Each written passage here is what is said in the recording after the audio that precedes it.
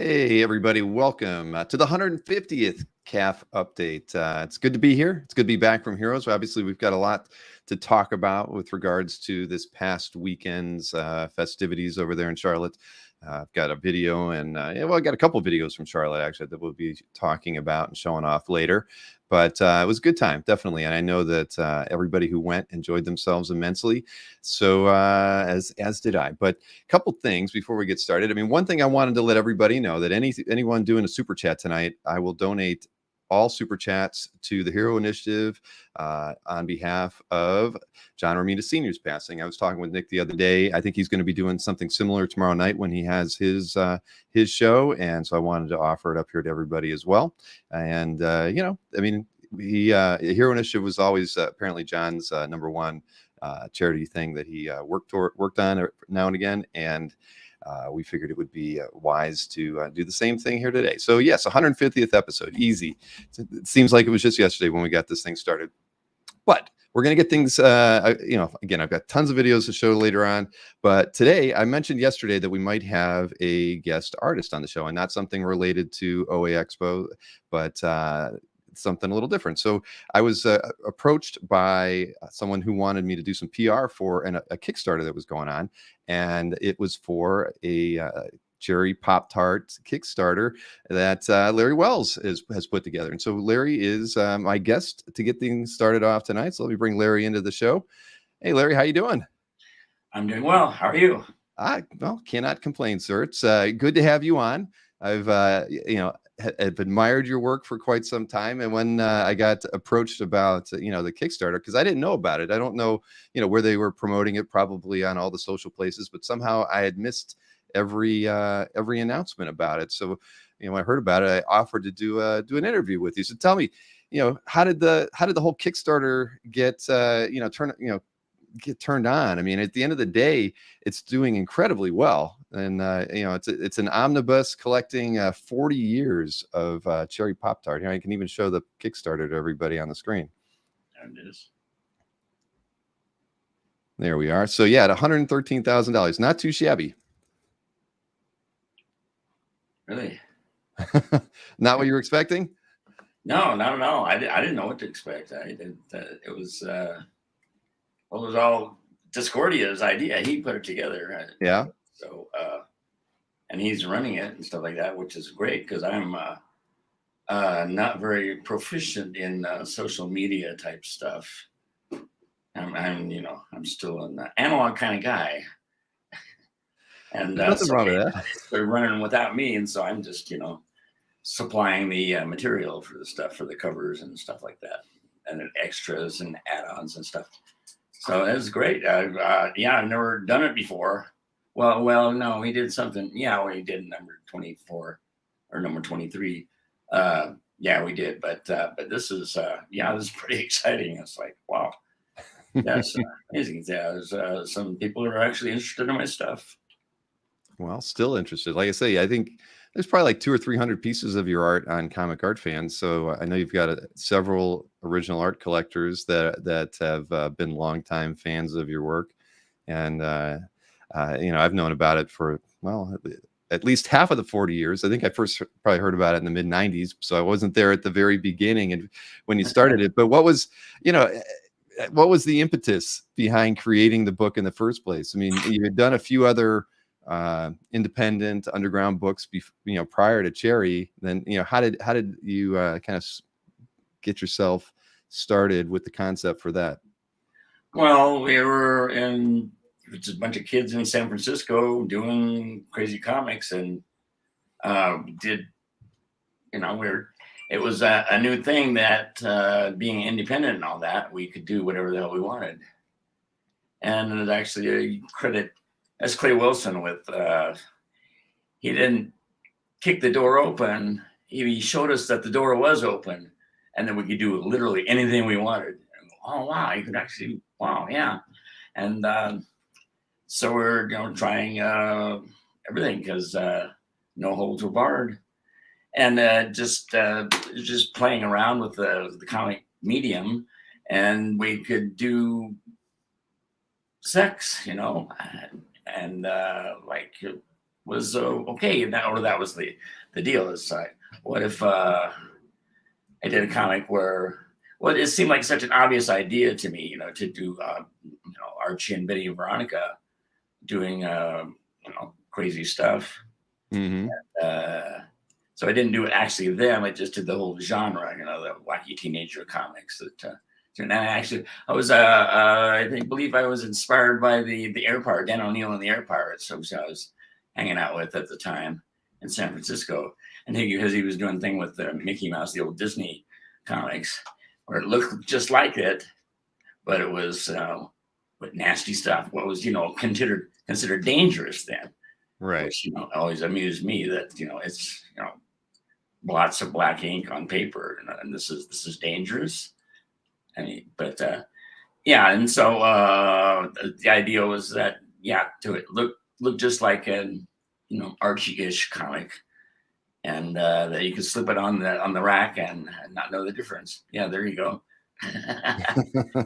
Yeah, and the underground, everybody was just going crazy, and it was with and sex seemed to become associated with being, it was nasty and it was perverted and violence, associated with violence.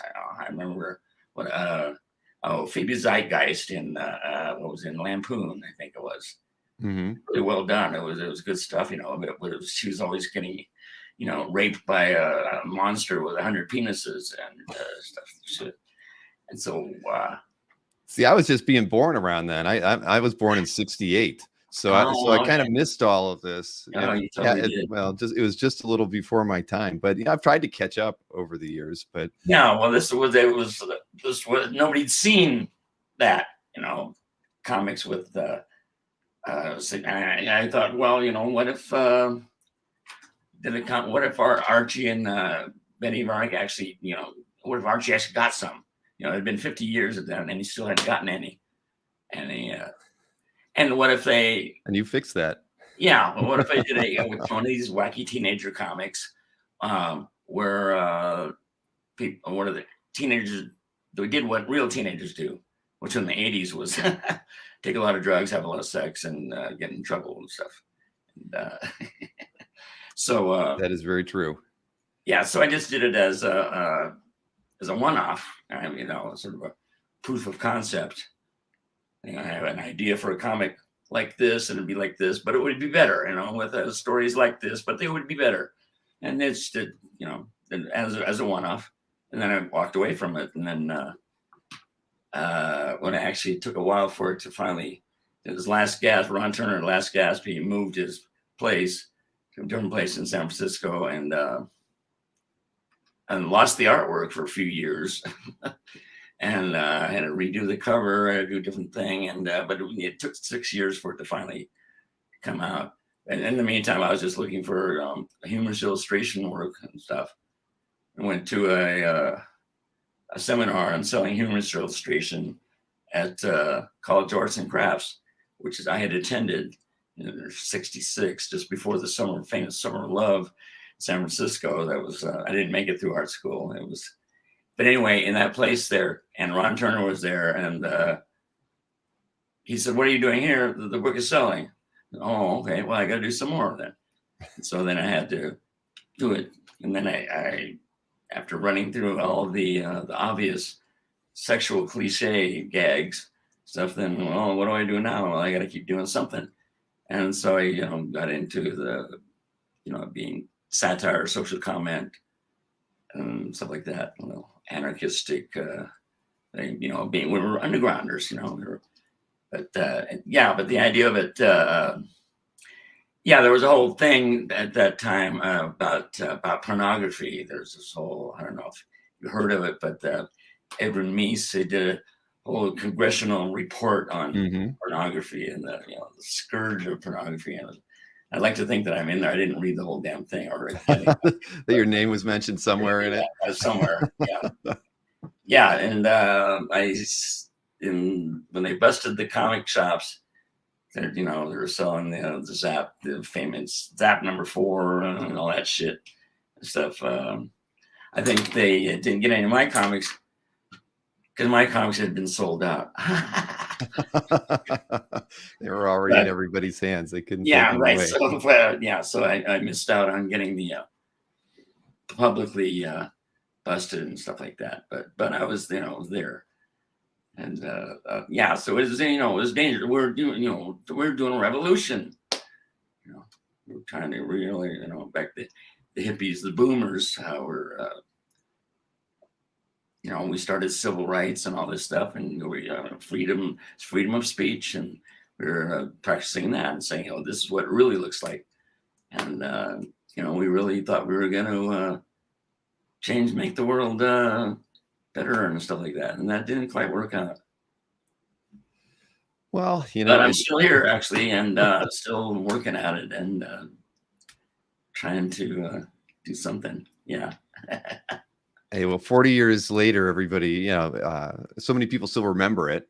That's why you have so many people backing the Kickstarter right now. So, that's something, right? I mean, at the end of the day, it's a legacy for you. And, so it wasn't a bad idea. Maybe it doesn't revolutionize or change the world in the ways that you might have hoped back then, but still, to have it still be around and have people remember it fondly, even if it was on the top shelf at the comic shop. So as if you're little, you couldn't reach it. Back in the special section. Right, exactly. Behind the counter. Yeah, they had special sections. You had to go through there, a rope and gate and stuff like that. Well, so what I keep getting is people talking about how they found that when they were 14 or so, something like that, or 16, finding their dad's stash of Playboys and comics and stuff, which included Cherry Comics, and it blew their minds. So, well, I guess a lot of I hear that over and over. Maybe it's working actually. No, exactly. I mean, you, I like the fact that you approached it with Archie Comics in mind as something that you wanted to try to twist on something that was already very popular and make it your own, and and just kind of turn it all on its head. But NSN Art mentioned that you may not have changed the world, but you contributed to changing comics, and that's probably very true. I can't disagree with that at all. There was in the 90s there, what they call it, smut glut, which I guess everybody can say, oh look, Wells is over there, selling a lot of comics and stuff, and so we can do this. And so there was a whole bunch of sexy babes popping up all over the place. That was just before the whole industry imploded and went into free fall. All the distributors went away and stuff. But there was I guess I inspired other artists to do the erotic stuff. Did you have to publish it yourself, or did you have a publisher on that first book? The Last Gasp was published. Okay, that's right. I do remember reading that. Yeah. And then after a while, we went to Kitchen Sink when they were this nice hippie place out in a barn in Milwaukee or something. And but then they Dennis Kitchen took over Tundra, which is Kevin Eastman's thing that he started with the Teenage Mutant Ninja Turtles money, which is also celebrating, I think, 40 years in 2024. Believe it or not. I mean, that's kind of funny. Been around that long too. Tundra? Does Tundra still exist? But I don't know. Well, does Tundra still exist? Somebody in the chat will know. Everybody has all the answers over there. At least one person will know for sure. Right. But wow, that's interesting though. I had no idea. But that's that does make some sense. Yeah. So Dennis took over that, and then we got sort of ignored there because The Crow. They did The Crow, and they got all excited about that. They had made a movie, and they forgot about everything else. And so I did in response to that, I did my own thing of that, or take on that whole thing. The Bird. It was going to be a whole series, but I didn't get to it. Whereas a dead clown, dead cartoonist rises from the grave, and Dan O'Neill's Bird, that's Fred Bird, and tells him to go kill, and he goes and kills comic publishers and editors and lawyers and stuff like that. Dang. Well, that's funny. We were I've got a bit later on about parody and comics creators. It's something I'm going to show later on. But that's interesting. I was doing some research earlier today on just a similar topic, because in backs of EC comics back in the day, they would show like the EC artists working in their studio, and they would comment on them as if they were having a bad day or a good day or whatever. Just a commentary on those people who create comics and the struggles they go through to make them. So it's funny that that you did that. But so with regard to well, I wanted to ask you, because I was looking on your website. I mean, what's the last couple of years been like with COVID? I imagine you haven't probably gotten out to many shows. Have you done any shows since COVID is kind of over? Not many. A couple. We've done a few, but oh yeah. We were all lined up to do 6 or 7 shows all across the country. It was going to be great.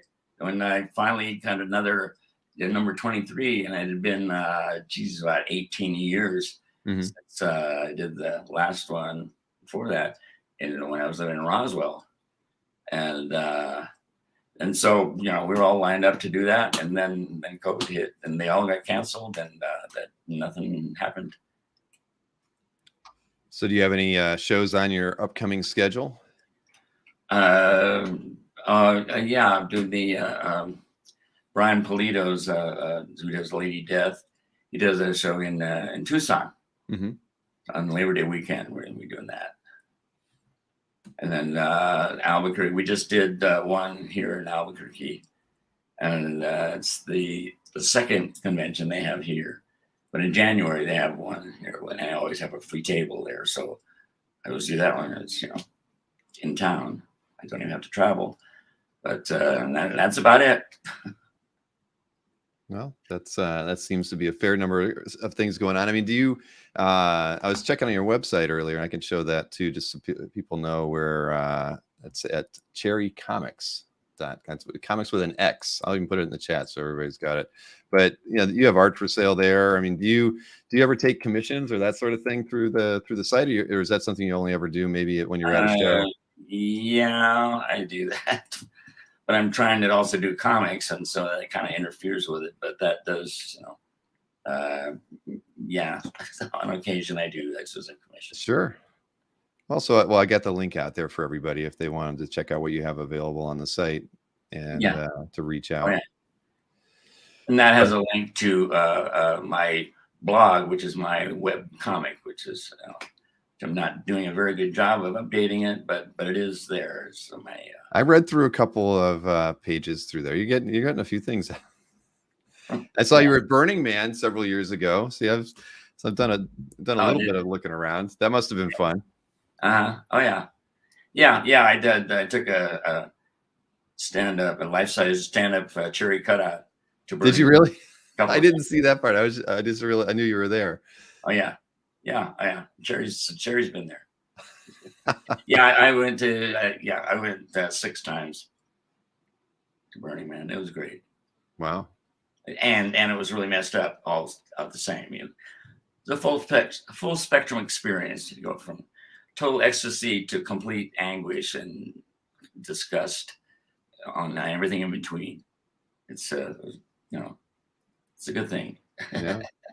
It's I've read that I've never been, but I've read that it's kind of a lot of mixed emotions. It's a struggle, but well worth the end result, I think, for people. Yeah, well, it's an experiment, and so there's it's a city, and all cities are great, and all cities suck, are horrible. So it has that, and it's there's parts of it that are working, and parts of it that are really horrible. And and it's a little strange for me in some way. It's being an artist. Well, I'm an introverted artist, and Burning Man is an introvert's nightmare. But the art and everything is great. It's really an amazing experience. It's on the scale of it, stuff. So I haven't really written her into it, but I've drawn her into it. So could happen. Oh, yeah. We had a comment from Bob Stevenson, says that he's proud to own some of your early artwork, and he thanks you for pushing the envelope with regards to Oh, your okay. early work. All right, good. See, like I said, there's lots of fans out there. And I see you got some art on the drawing table over there. What have you been working on lately? Oh, on the on the variant cover for the omnibus, for the Kickstarter. The for the variant cover, they usually do, like Brian Polito with Lady Death always does that. They do a nice cover and a naughty cover. Of course. I saw there's like a peephole cover and a few other variations on it. Yeah, and so this is done as well, like the traditional cherry Pop-Tart layout and everything, but right. But with their tits exposed, So you want to see my tits? See my tits, because that's what cherry does. For an extra, and you can get that on the Kickstarter. No, well, yeah, like I think there was a lot of reward levels on there too. Was there any original art reward levels? I don't remember that. I think there was definitely some different cover options and a few different. I think there was probably some pieces of art that I've dug up that we put on there or something. I don't know. I mean, Gabriel or the Discordia is going nuts, putting all kinds of stuff up. And I'm not. Yeah, she sounded like she was pretty busy when she was when she contacted me last month. But I'll even pull this back up one here. Let's see. Add that back into the stream. Yeah. Here we go. Oh, and there. That's better. But yeah, so that means right now, well, we got you got 580 backers. You got 25 days to go. So plenty of time for people to go in and continue to support this. So I put the link in the chat. I'll have it linked into the description as well, so everybody knows how to support your Kickstarter. Okay. I see she's wearing 3D glasses. Is there actually 3D going to be a part of it as well? Yes, because one issue we did a 3D issue, and so we're printing that in the two colors of the 3D, and now we've located some 3D glasses to go with it. So there's at least 32 pages of or 24 pages or whatever of 3D stuff. So yeah. Well, that's cool. Let me sorry, I get it back on here in a better size. There we go. Well, then you're pushing the envelope on the Kickstarter side of things too with this omnibus. Yeah. So as far as what all will be contained in the omnibus, is it just every all those the first several issues, or how was that? 22 issues. I did 22 issues. Mm-hmm. And and then up until to the year 2000. So yeah, for 40 years. That's but it's the whole thing. Yeah, we're gonna do I believe we're gonna get the covers in there in color. I hope so. I think. And so that's 22 issues of well, they're not all they're mostly 32 pages, although and so it's the whole run of Cherry. Well, that's awesome. And I saw, at least in one of the last emails I got from Gabrielle, she said that a couple other artists have gotten involved. I see it mentions Molly Crabapple there. I think she mentioned Peach Momoko might be doing something related to the project. And I forget, there were a couple other artists as well, I think, that were contributing. But yeah, that's fantastic, man. I mean, I think that's awesome. That is, let me pull that around and hide that for a moment. But yeah, so I'll make sure we get this pushed out on the I've got a newsletter that goes out on Friday too, so I'll remind everybody about it, Larry.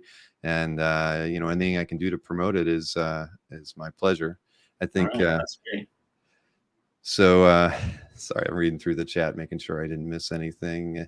Somebody mentioned Omaha, the cat dancer, and whether or not, I mean, you knew what was I always forget the creator's name. Is it Reed Waller? Reed Waller, thank you. Yes. And Kate Worley.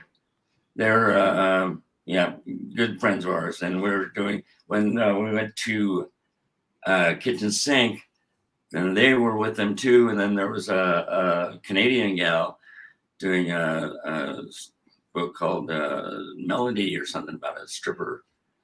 And so there's like three who are going to do that, girls, three, like the burlesque posters. Mm-hmm. And we're all set to do that, but that didn't quite happen because, the kitchen sink, the tundra, and the crow, and all that. But yeah, no, we hung out a lot together. And Kate is Kate is not with us anymore, but she's a dear friend, and she's a great lady. And yeah, we got along well together, and we're on the same turf, Right. Well, I mean, they had to. Maybe they were in that document from the government. Maybe they were mentioned. Oh yeah, probably, yeah. Yeah. Well, listen. This, yeah, I think. I'm sorry, I'm just reading through the chat again, but yeah, like I say, I'm happy to promote this for you, Larry, and again, I appreciate all the work that you've done, and the fact that that you've made your work available that for collectors to pick up over the years as well. I mean, there's not a lot of underground art is hard to come by if you're an art collector, right? I mean, a lot of it just gets held by the creators and whatnot, and it's just nice to see, nice to have pieces out there, and be, for people to be able to share. I mean, I always think that's kind of good PR. I mean, there's a lot of people who probably weren't familiar with what your artwork or Jerry or anything, and they not seen the artwork out there on our site. So I think that's great. And like I mentioned, everybody, you do have art for sale on your website over at cherrycomics.com. So yeah, we still have a lot of pages of them from all those books. Mm-hmm. Some of the juicy ones have gone away, but we still have some original art. Those are the ones that usually sell the fastest. Oh yeah, when they go up for sale for pretty much many titles. But right. That's how it is. But at the end of the day, I always talk about you want to get a good example from an artist, right? So the thing is, you've got plenty of pieces available, whether or not they're the juicy scale is at 10 or maybe down at 1. They're all there. There's pieces to be had. Right. Yes, and they're actual hard copies, analog. Analog, exactly. Well, that's the thing, we want more traditional artists, or we want our artists staying traditional. Analog is the way to go. I mean, you can't. We don't disrespect the traditional art or the non-traditional artists that choose to go digital, but as art collectors, we prefer you working with pen and paper. The very, very least. Yeah. Well, I still, I color it in and digitally, and I do the speech balloons and stuff. Digitally, but I start out with actual ink on actual paper, Bristol board with any ink. Hey, thank you. Yeah. No, don't ever change. Okay. All right, Larry. Well, listen, I appreciate you taking the time today. This was great. If there's ever anything else I could do for you, or Gabrielle, please don't hesitate to reach out to me. And you've got 25 days left on the Kickstarter, so I'll be sure to mention it a few other times before that's over. But thanks for taking the time today, and I appreciate it. We'll see you again soon, maybe. All right. Well, thank you for helping us out and promoting it and stuff. So you got it. All right. Take care. All right. Thank you. All right, that was fun. So yeah, very unexpected. I wasn't sure, and then if I was going to have Larry on tonight because we had emailed before Heroes, and then I got so bogged down with the weekend, and I forgot to email them the link to the studio or to confirm I'd still be able to get him on today. So, my good fortune, Larry was free still and was able to do it. So I appreciate him coming on. And again, I've got the links out there in the chat. I'll make sure that I include links to the Kickstarter in my Friday email when I send it out tomorrow afternoon.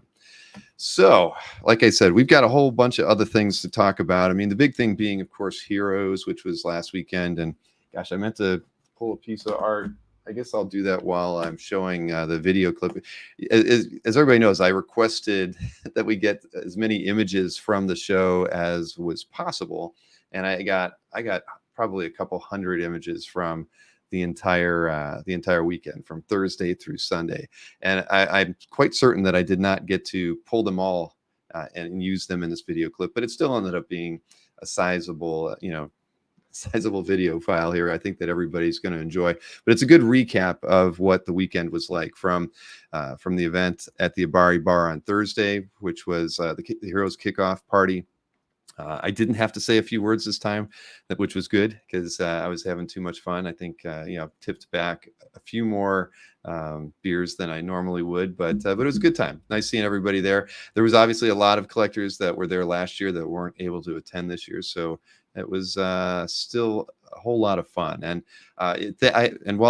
I'm not going to tell you the story about the art till I can show it to you. So I'll do that after the video clip here. But for those of you who made it, it was a great fun. And it's Heroes is always, it's kind of like one of the few times we could say we can actually get together and enjoy one another's company at such a scale, right? Because I think while we probably never had more than 100 or 150 Comic Art Fans members in any given spot at any given time, that there's at least 300 or more Comic Art Fans collectors at Heroes. I mean, there's so many people that were there that I didn't know were there. I mean, Fred Chamberlain was there hanging out with Garcia Lopez, and I don't remember ever running into him. Now, maybe at the Abari when I was drinking, I might have, but I don't remember that. So there's just so many people that you see, and then they post on Facebook that they were there that you didn't get a chance to talk to. So it is the show for OA collectors. And there was arm wrestling, Marcus. You're going to see this in the video. Yes, somebody retained their championship belt as far as that goes. George Hodge was great. He got to play twice at the kickoff party and then at the drink and draw on Friday evening. You'll see photos of that. So, hey, I could go on, but why don't I just play this? So for those of you who didn't get to go, you get to kind of live vicariously through the photographs that we have here and some of the video clips that are in this recap. But enjoy. For those of you, you can revel in your experiences because there's many collectors photographed throughout this recap.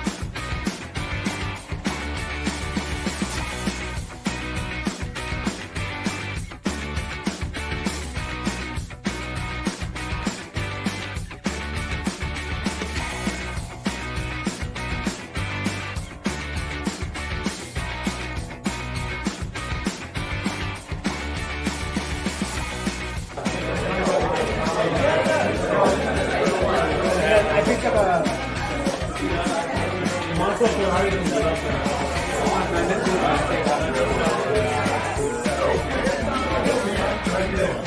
hi, Ty.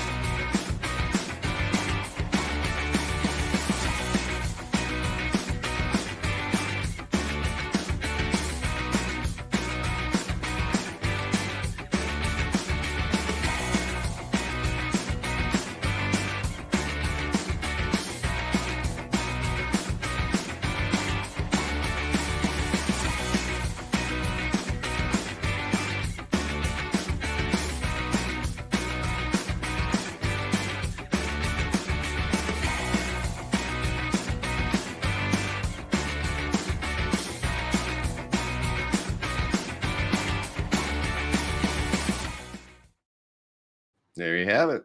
Hey, what a weekend, huh?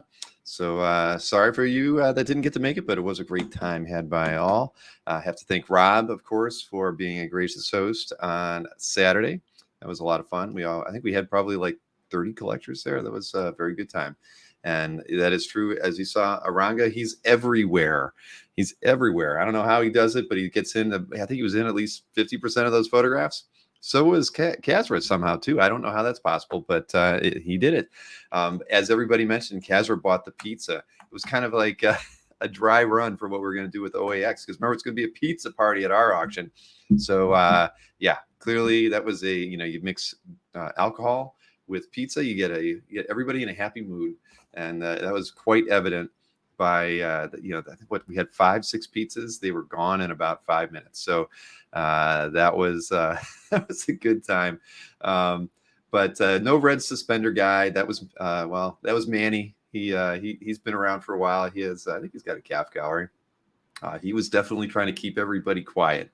It didn't work very well, but at the end of the day, it was a great show. Shelton has obviously put together something that's great for many segments of comic fandom. I think it's but it is what you make of it. I mean, that's kind of the great thing about going to Charlotte. You can really break off in your own groups and make something special. I mean, and that's clearly what we do as comic art fans when we go there. But I looked on Facebook. There were several artist groups that regularly did dinner. So you see pictures of them, and they're eating at places that I know I didn't go to. So yeah, it's a very good time. Jason says he wants to be the auctioneer. I don't know about that, Jason, but we'll see.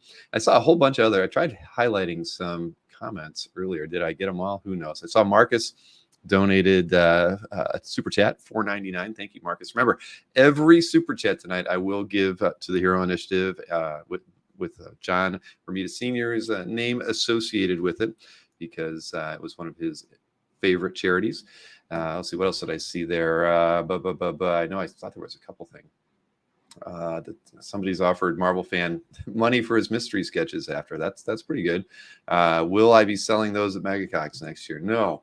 Would Larry be a good person to draw the Megacox logo? Probably. I guess that would be very true. Kazra, I'm not going to give you his email address. What else was out there? I know I passed up a few other things, but it was a very good time. And Heroes, the city is just a great place to hang out. And of course, at Heroes is the Marvel exhibit right now. I did not get to go, but I did get a video from Mikhail, and we'll be playing that in a little bit. But before we move on, one thing happened at lots of things happened while we were there, of course, but I got a call from Jason, missed it, called him back, and he told me I had to run over to Bashara's table because there was something there that if I didn't buy, he and Jeff were going to arm wrestle for it or something. I don't know what was going on. And it was Jeff Dunn and Jason. And so I went over there, and Jason's like, you're not going to believe it, but there's a piece of art that you got to add to your collection. And I'm thinking, oh gosh, what could it be? It's going to be something I can't afford. Maybe it's going to be like, I don't know. I didn't know what to expect, but he tells me it's a Werner Roth. And as everybody knows, I've been looking for a Werner Roth to add to my collection. Never had one.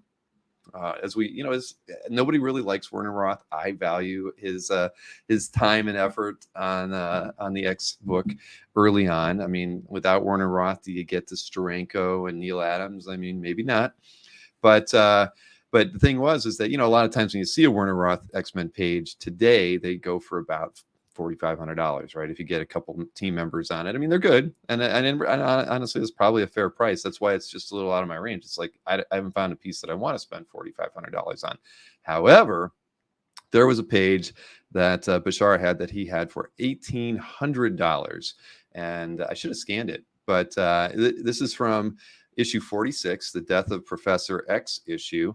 And it's got the whole team on it. Cyclops is in this thing 3 times, Marcus. I think probably more than, well, no, I guess everybody but Bobby.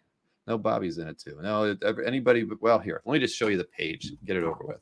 Look at that great top row, 4 great shots. Even though it's they think Professor X is gone, of course, but Jean's thinking about him right there. You've got everybody lamenting the tombstone and all that, and then a great team shot there at the end. Look at that. Doesn't matter that they're not in costume. For $1,800, I am happy as a clam. And let's see, look at this thing is dated 1968, March 1st, 1968 on the back. Yours truly was born 40 or 50 days after that, so that's pretty awesome. So before my time, but happily mine now. And great issue, absolutely, Jeffrey. Very memorable cover. But again, this is my starter page, and if I don't get another Werner Roth, I am happy to have this one. So thank you to Bashara for making that available. He had a few other Werner Roths too, but again, they were the ones that it's just hard to pull the trigger on those pieces. So I did see a few other super chats pop in here. Where were they? I'm going all the way to the top. Alberto, thank you very much. $20 to the hero. You've got that. And John Romita Senior's name, Tom McDonald, Jeff Wedding. Where we got? Aranga, thank you so much. Chuck Arnold and Jewish Dragons and Tyler T and Southern Comic Geek and Brett Mixon. Thank you, everybody. I appreciate that. We will be making that donation after the show. And I've actually, I got a call with Jim McLaughlin I got to do tomorrow as well. So plenty of stuff going on. And Dave Cockrum is bigger and greater than Werner Roth. I'll give you that. But I still filled a hole. Thank you, Dino. All right. So scratching a whole bunch of things off my list here. One thing I wanted to let you know about, I got contacted by Dan Brereton just before the show. And he mentioned he had shown me this piece. Gosh, when was it? It might have been a month ago that he was working on it. He had this, he was going to be taking part in some charity auctions. And so he did let me know that it's up and running now. Sorry, eBay is full of ads. I don't know why I'm getting luxury car oil change ads all over the place on their site. However, so he's got a Mandalorian and Grogu, of course, on this one. So you Star Wars fans should be very happy. I think all of the auctions that are to benefit this Kepper charity, which let what it was, Kepper. I forget what it stood for. Kids Entertainment Professionals for Young Refugees. So these are going towards that charity. And if you click on the seller name, and here, just for the sake of doing it, I'll put this link in the chat so everybody's got it. Again, those of you who are Star Wars fans will be happy about that. But there is, and I got to see this drawing as it went through the the early stages when it was still in pencil. There's actually a Walt Simonson that's a part of this. Where was it? I think it's like the last item in the list. Like they saved it for the near the end. So the Simonson's at $2,600 or $2,200 right now. 3 days to go. It ends on Sunday. And yeah, look at that. Walt put a lot of effort into this one. I think it's, I don't know if it was 11 by 17 or not. Does it say anything? Yeah, it is 11 by 17. So they've got, some art and a few other things that are signed, but lots of good stuff there. And it's for a good cause. And it's something that Dan was very enthusiastic about and happy to take part in. So if you're a fan of the Mandalorian universe, here's some art for you. What else do they got there? Dave Johnson. Oh, okay, I didn't even realize. Killian Plunkett, Chris Kalagina. Where is the rest? Dan Cooney. Okay. Anyway, there you have it. Dan, I will probably mention that in the mailing tomorrow as well. Oh, Frozen Burrito. Thank you very much. And Jason Ladwig and JD Don. Jeff, thank you for allowing me the opportunity to get my Werner Roth. I appreciate that. Where else we got it? All right, let me hide that. Oh, there you go. Colin says it's benefiting. That's right. Earthquake relief in Syria and Turkey. Awesome. I appreciate you letting me know, Colin. I didn't have a chance to read through it before the show started. Oh, yeah, Troy, don't tell me what those pages went for back in the day. I can only imagine. It was Werner Roth. It could have been $10. So yeah, Dan's, I'm actually doing a show with Dan in August again. We're going to be doing a similar show to the sales show we did a while back. So lots of fun. But let me go ahead and show you the Marvel exhibit flick that I put together. This was all images and video shot by Mikhail while he was there. So I put his mug on the show graphic, but we got to see a lot of Mikhail when he was having a good time during Heroes. So you get to see him a few times throughout this Marvel exhibit. Now, as everybody knows, the Marvel exhibit has been going around the country, I think 4 years now, or maybe it was 2 years before COVID. So it could be about 5. Every time it moves from city to city, the art changes a little bit. One of the collectors wants their pieces back, then another collector or two will give art to the exhibit. And as it went to Charlotte, I forget which collector's pieces were taken out because Eric Roberts still has, the most of the artwork that is in there. But I know Berkey ended up with some pieces in it, and he had not had anything in it prior to that. But yeah, I've got the video and photos to show off from that. It's let's see, where is that link? Okay, here we go. Here we go.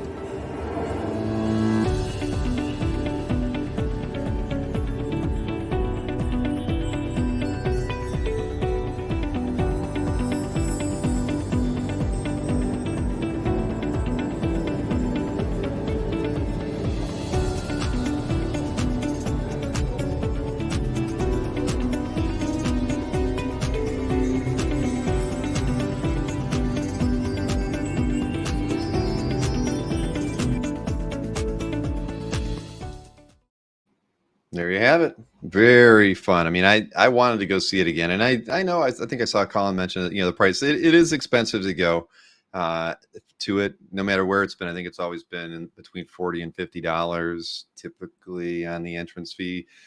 And that might be on top. Well, no, I think when you buy that, you typically gain access to whatever location the exhibit is at. But again, it's a rare exhibit.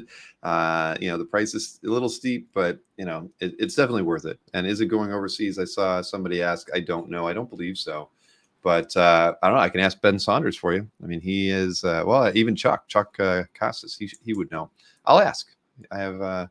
Hasn't it traveled around the world already? I don't think has it gone out of the U.S.? No, it's been in Philly, Chicago, Columbus. I can't remember where else it's been, but it is worth every dollar, just like Josh Flanders said. So very, very true.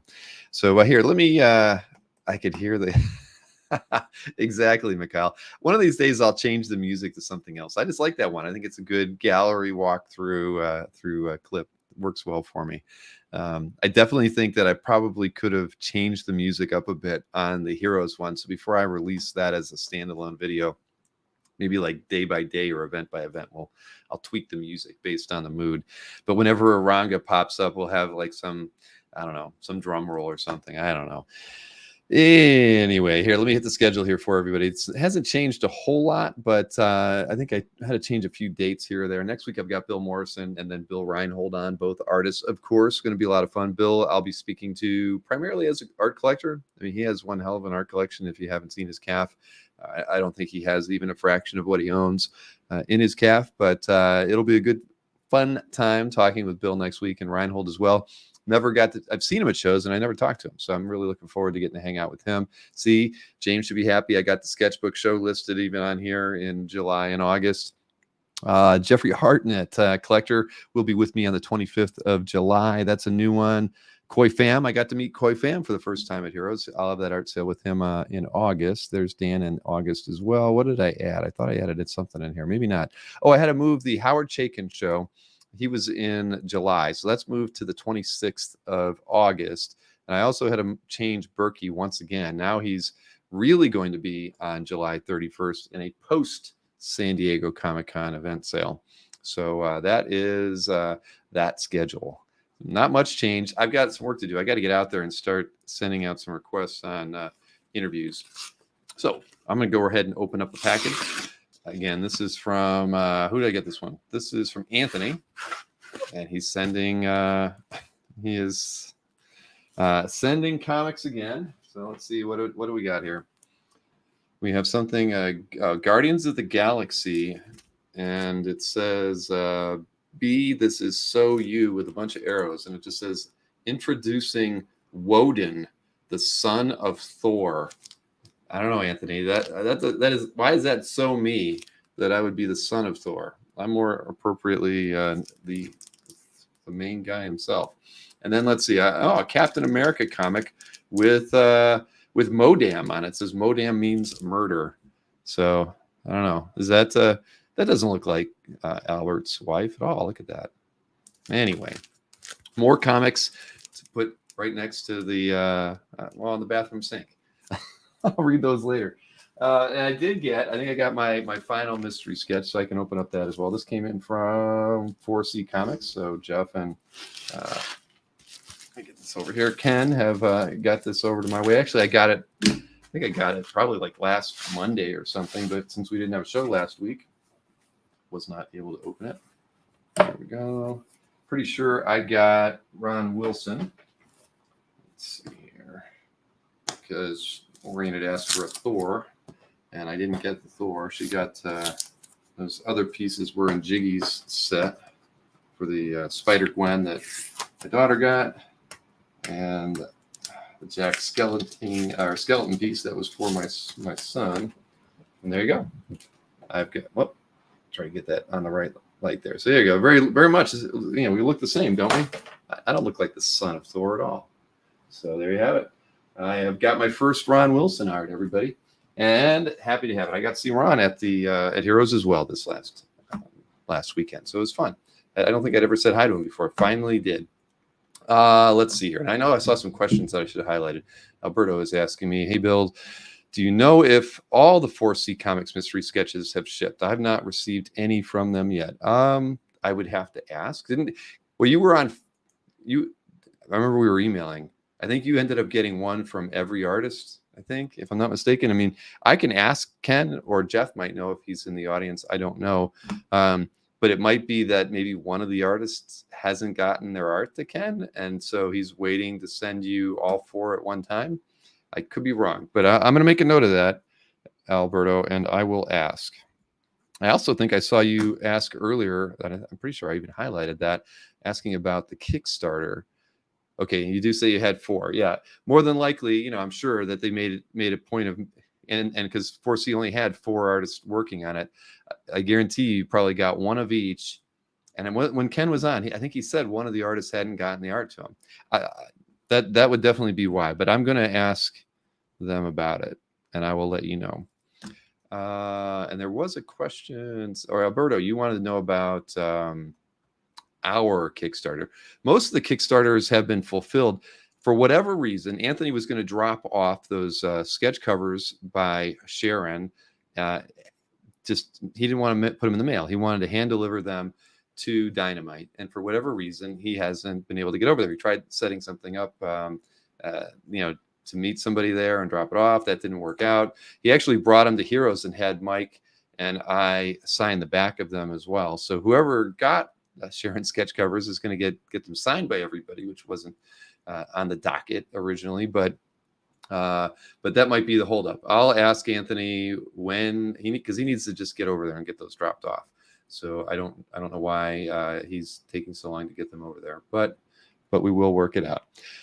But most people should have gotten them. Only the people who were waiting on Sharon's sketch covers should have not gotten their stuff already. Because Mike and I gave our sketch cards in about a month ago, and I know many people started getting their when they just bought the books, they got those fulfilled right away as well. And Alberto says, yeah, he had one on the sketch covers from Sharon. Yeah, I mean, I guarantee that's it. And they want to put it all together. So I apologize, Alberto. I'm saying Alberto again, and I'm making a note to talk to Anthony tomorrow morning. I mean, no matter what, Anthony should just take those over to Dynamite. I don't know why he's waiting, but all right, there we go. Next up, I can scratch a couple more things off here. Now, Paige I love, another artist, but this time not an artist, actually. This is Dan DiDio has actually done a segment with Kevin. And it's funny, like when we were talking to Larry Wells was mentioning, the parodies on, where he did the thing with, artists who are working at comics and those sorts of things. And so that is completely what Dan's artwork is about.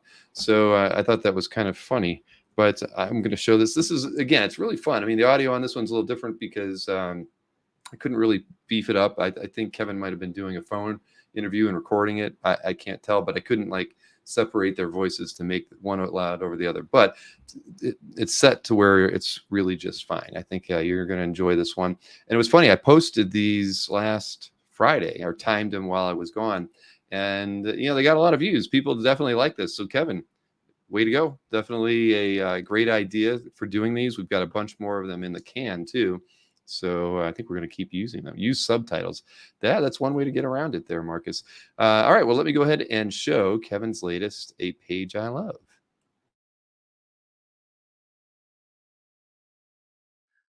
Hi, this is Kevin Sharp, and today I'm here with Dan DiDio, author of the novel Hide or Seek, to talk about a page from the Fantastic Four. Yeah, I mean, it was interesting that you asked me these questions because there's so many great pages of artwork you remember, but there's one that sticks out with me, and I guess the way I identify it is it's the one piece of art you'd like to own, the one thing you'd like to own, just because it signifies so much to you. And strangely, it's actually part of a backup from Fantastic Four Annual number 5. During the days in the 60s, they used to do little backups where you get a behind-the-scenes feel of how it was to create comics, to be a story with the artist and the writer and how they would interact. And they did that pretty regularly. In this particular one, it was a story, a splash page It was written and drawn by Jack Kirby, and it was his interpretation of a plotting meeting with Stan Lee. And I never forgot it because as a kid, when I first saw this comic, first of all, I picked it up probably, I want to say it was got to be 73, 74. It's when I was digging into those back issue bins, filling out the collection backwards as well as buying forwards. And, in those days you had everything was pricey, and this was a 25-cent annual I had to pay 35 cents for. So you knew you were making a big investment. And I was buying it mostly for the Fantastic Four story. This story's in the backup. There's this one splash page where Kirby is sketching crazily, and basically Stan Lee's on his desk acting out the plot, and everybody else is running for cover, and it's just pure chaos and mayhem all around that's taking place. And for me, it captured all the excitement and energy of what it must be like to work for a comic book company. And even as a kid, I was more interested in some of the behind the scenes stuff as much as I was about the story themselves. So seeing this page and seeing this moment always stuck with me. To the point that I'm going to be truthful, to the point that there was portions in my time at DC that I actually acted out scenes on the top of my desk, hoping to emulate that same crazy manic energy that I saw on that page in Fantastic Four Annual number 5. So when you were a kid reading this, did you grasp who all these people were on the splash page? I didn't know who they were. I knew what they were doing. And like I said, it was I'm not saying it's common practice, but if you go back and look through old comics of the 50s into the 60s, they used to play this gag a lot. You used to get behind the scenes. There's a story about the writer. There's a story about the artist. And I saw these actually in EC comics. I saw it in a lot of the Marvel horror comics. And then Marvel did this almost with every one of their creators. So you would see this with the Steve Ditko one with Spider-Man with Stan Lee. I believe there was a Gene Colan with Stan Lee and Daredevil. So this was a common practice. They would do a little short story, but it was this one in particular that caught my complete attention behind it, because for me, the making of the comic was just about as interesting as the comic itself. So it captured this energy that I said, oh, if that's what it's like to make comics, I want to make comics too, So a lot of the viewers who will be watching this are comic art fans and collectors, and so what would make this the page you would most want to own? For me, having worked in the comic industry, it encapsulates everything that I want comics to be, and then hopefully was able to bring the comics to myself by working there. This is a deep cut, Dan, because a lot of people, if they say you get to own a page of Jack Kirby FF, not many people would probably think of this one. To be honest with you, I actually did a hunt at one point. It's got to be about 10 years ago, maybe even longer. I went hunting to that page. When I got the job as publisher, I actually went looking for that page. I wanted to buy it and hang it up in my office. That's how much it meant to me. And? Never found it. Never found it. Well, I found it. I got close. I had people looking. During these days when everybody's scanning for these artist editions, I had everybody looking for them, but we never found that page. Well, if anyone out there watching knows or has a lead on this page, you know who to contact.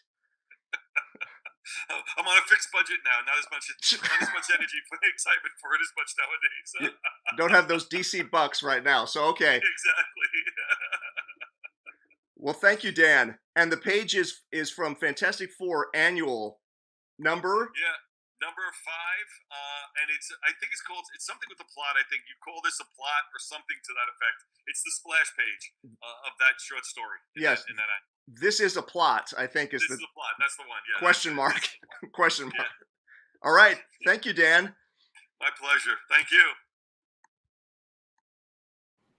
That was a good one. That was a lot of fun. I forget who I've got queued up for next week, but you can guarantee it will be another interesting story. And that's cool. I mean, knowing Dan's, what he did at DC, that's pretty cool. That it's a page like that kind of convinced him to, maybe not convinced is maybe not the right word, coerced kind of inspired him to eventually have a career in comics. So that's pretty cool. I think every time we've done one of these, whether it was with Jurgens or Nick Patera, they've always had some very insightful things about the art that they've chosen to talk about, and it usually is related to what got them excited about comics and storytelling to begin with. So yeah, this is a very great segment, and I appreciate it, Kevin, all the work that Kevin's put into this.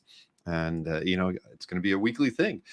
So speaking of weekly things, we have another video clip from the amazing Bob Layton as he continues his trip through Europe. And Kazra has been kind enough to do these little interviews with him. They're good friends, very good friends.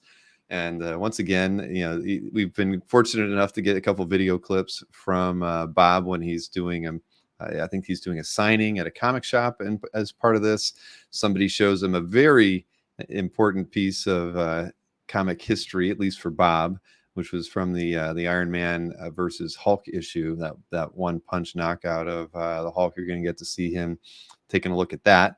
But yeah, these are fun, definitely fun. And I don't know how many more weeks we've got of these, maybe 4 or 5. But Bob is always entertaining, and I'm happy that we're getting to do this. Of course, he's going to be at OAX, everybody. So you have to know that.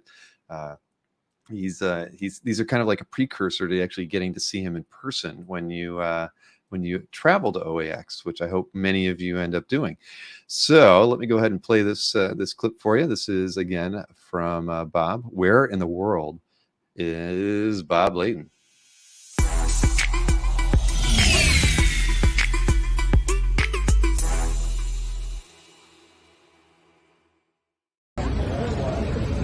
Hey, Castra, it's me. I'm broadcasting live here from the Hotel Terminus. Okay, you can check this out, the Hotel Terminus, all right? Sounds like a place American tourists go to die. I urge everyone to check out their website because their spacious, beautiful rooms that they show on their website is an illusion. The actual rooms are so small that there's barely room for both of my bags, me, and a Hot Pocket if I decide to buy one. Anyway, there's more coming from me on this week's episode, so stand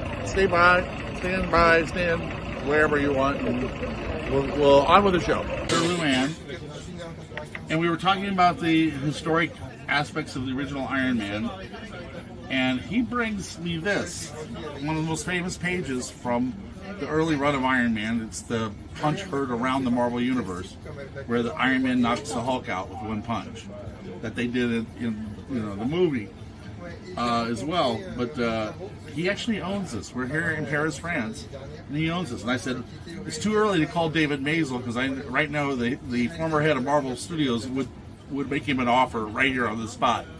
I don't know, he's probably not awake, but that's just amazing, just amazing. It's a small world, huh? But it's a marvelous world.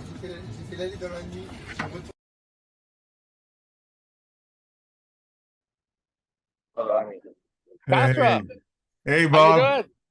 How you doing? I'm sitting here in a cafe. I got this young man right here. What's your name? Max. Max. He just graduated today. From what? Business school. Look at that. He's You got know? the shades already, too. Yeah, how about that? He's a cool guy. Hey, you missed it though. 5 minutes ago, a drunk sat down here at my table, just randomly, man. Just wait 5 more minutes. He spoke no English at all, and I'm like, Monsieur, and he's just like, I'm drinking away, and I said, oh, come on, Cass, hurry up and call. This is perfect. But this young man's having a good day. He was sitting right here. I said, hey, would you like to talk to a whole bunch of comic fans in America? That's our video, sorry. Oh, yeah, she says he's like a little bit screwy. So we're right outside the Hotel Terminus, where American tourists go to die. Yes. Yes. So anyway, yeah, I'm in Paris after the trip to Poland and Lyon, and I'm here till Sunday. And yesterday was a crazy day at the shop, so autographing and all that kind of stuff. But there's you meet wonderful people here, Hey, no, man, just very Yeah, he's Real super pleasure, easy. He just sat down to start talking to me. He's like, I graduated today. And I'm like, good for you, man. Did you see Paris yesterday? Oh, I've been here many times. Many times. Because You know? Paris yesterday night was amazing. Because Oh, yeah, because of the music. Yeah, they had a big music festival. Here. Yeah, there was all people doing the Cranberries really bad. Oh, right. That doesn't sound good. Yeah, so, well, tell me what's new in the clean world, man. Oh, same here, Bob. Same here. We want to know what's going on with you. I know you had a signing yesterday. You've got another one tomorrow again. Yeah, same No, shop. Saturday. I'm off. Saturday. I'm off for 2 days, 2 whole days without working, man. Good. I was supposed to be a vacation, but it didn't turn out that way. If you want, I'll walk you down the street a little bit here in a second. Yeah, You if know? you can get mobile, that'd be fine. Everyone likes I Paris. can go mobile. Yeah, from what I I remember. paid for my little demi-task cup of coffee, Yeah. which I hate, right? Because I travel with the French press with me, so I can just make myself a mug, so I can make myself a real cup of coffee in the morning instead of drinking 10 of these. Yeah. The cafes really aren't for drinking. They're just to be seen and for drunks to sit on your lap. I'm gonna move. Congratulations again. Yes, give me a name. My name is Bob Layton. Layton. Layton. Okay. My name is Max. Max. You can look me up online. Yeah, Okay, yeah. I got my own And I will website. send you This guy is networking already. Okay, great. Bye. So anyway, Cass. So here's the deal. Let me give you some street shot here. Should Spencer be Check it worried out. that guy wants to be your art rep? No. He's good, cool, man. This is Paris, man. People just talk to each other. It's not like Yeah. America where we're all afraid of each other because we're loaded with weapons. Yeah. So they had a big gas explosion here yesterday. That upset. I mean, my phone started ringing like crazy. Everyone thought, of course, I was in the middle of it, but I wasn't. I was like at the comic shop doing the thing. But it was a bit of a shakeup here in town. But yeah, I mean, I'm kind of anxious to get going because Copenhagen awaits. I added another stop in Copenhagen. I'm doing a Bogart Cafe in Halbæk, Denmark, on the 8th. Okay. I'm gonna post some stuff in the next day or two about it. So But, you're still in Denmark till mid-July. You're gonna stay there. I'm in Denmark for 3 whole weeks. Max, thank you. Max brought me a card. His couch was like, Again, yeah, what's unbelievable, this guy. You will see what we can do in Paris. all right. How many times you stay there? In Paris? Yeah. Well, I'm back and forth. I'm traveling around the world right now. Tomorrow, what do you do? How many hang out women for have you a slept with in Paris? How many women? How many women have I slept with in Paris? None yet, but I'm working on it. Unbelievable, Okay? this guy. Okay, Max. Thank you. Send an email and I will take you for a visit. Okay, because we're making dress and costume for cinema. Oh, is that right? I have Yeah. my own production company, actually. Yeah, I'm that's why making a look movie. around from here, around 15 minutes with the metro. I'm So send making a an email. movie in Sweden in October. Okay, perfect. But Congratulations again. no Max. problem. Send an email. Okay. Bob, if Robert Downey just wore a fanny pack on his chest, he would have made even more money than a Diamond movie. Oh, Max is great, man. He's so happy. He just sat down and just said, I just graduated today. He had to tell somebody, Yeah, It's like but look, he's already working it. You gotta love that, right? I do. Good for You Max. gotta love that. So His yeah, I've added another mom is stop so proud. in Copenhagen. And then I'll be up there for about 3 weeks, so we can broadcast. Yeah, Well, we'll still have to do it this way, but and then down to Madrid after that. But I can't believe how fast this is going, Cass. It's crazy. So what's new in the comic book world? Bill and I went to the show venue for January. We got another 8,000 square feet. So that's going all great. And we were at Heroes Con last weekend, met like, I don't know, 50 collectors, bunch of artists. Normal stuff here, Bob. Normal stuff. Lots of afternoon naps. I just woke up from one and antibiotics and dental care and all the things that you remember. Right. I'm I'm getting ready to go out and have dinner with the promoter, the head guy from the Paris Manga Con. Good. He was the first guy to ever bring me to Paris, and he's a dear friend. And of course, he's trying to get me to come back, of course. But right now, I can't believe how fast everything's going. I mean, I'm already in Paris, man. I feel like I just left America like 2 weeks ago. You know. Yeah. But You got a lot of road. I've met a lot of interesting people on the trip so far. You know, wonderful fans yesterday at the comic shop at Central Comics, and I'll be there Saturday. You know, too. So for those fans who are watching in Paris, come on out Saturday. I'll be there from 11 to 6. So and then I'm off the next day to Copenhagen. Then we'll see you in Copenhagen. That's I think there might be some unusual fun in Copenhagen. I'm we're gonna have a blast because everyone says that my hosts there are terrific people, and I'm gonna have my own Airbnb for the second half of the trip. So I'll have my own apartment. So I'll do a late night with you. I'll do an actual live broadcast. That'd be fun. All right. All right.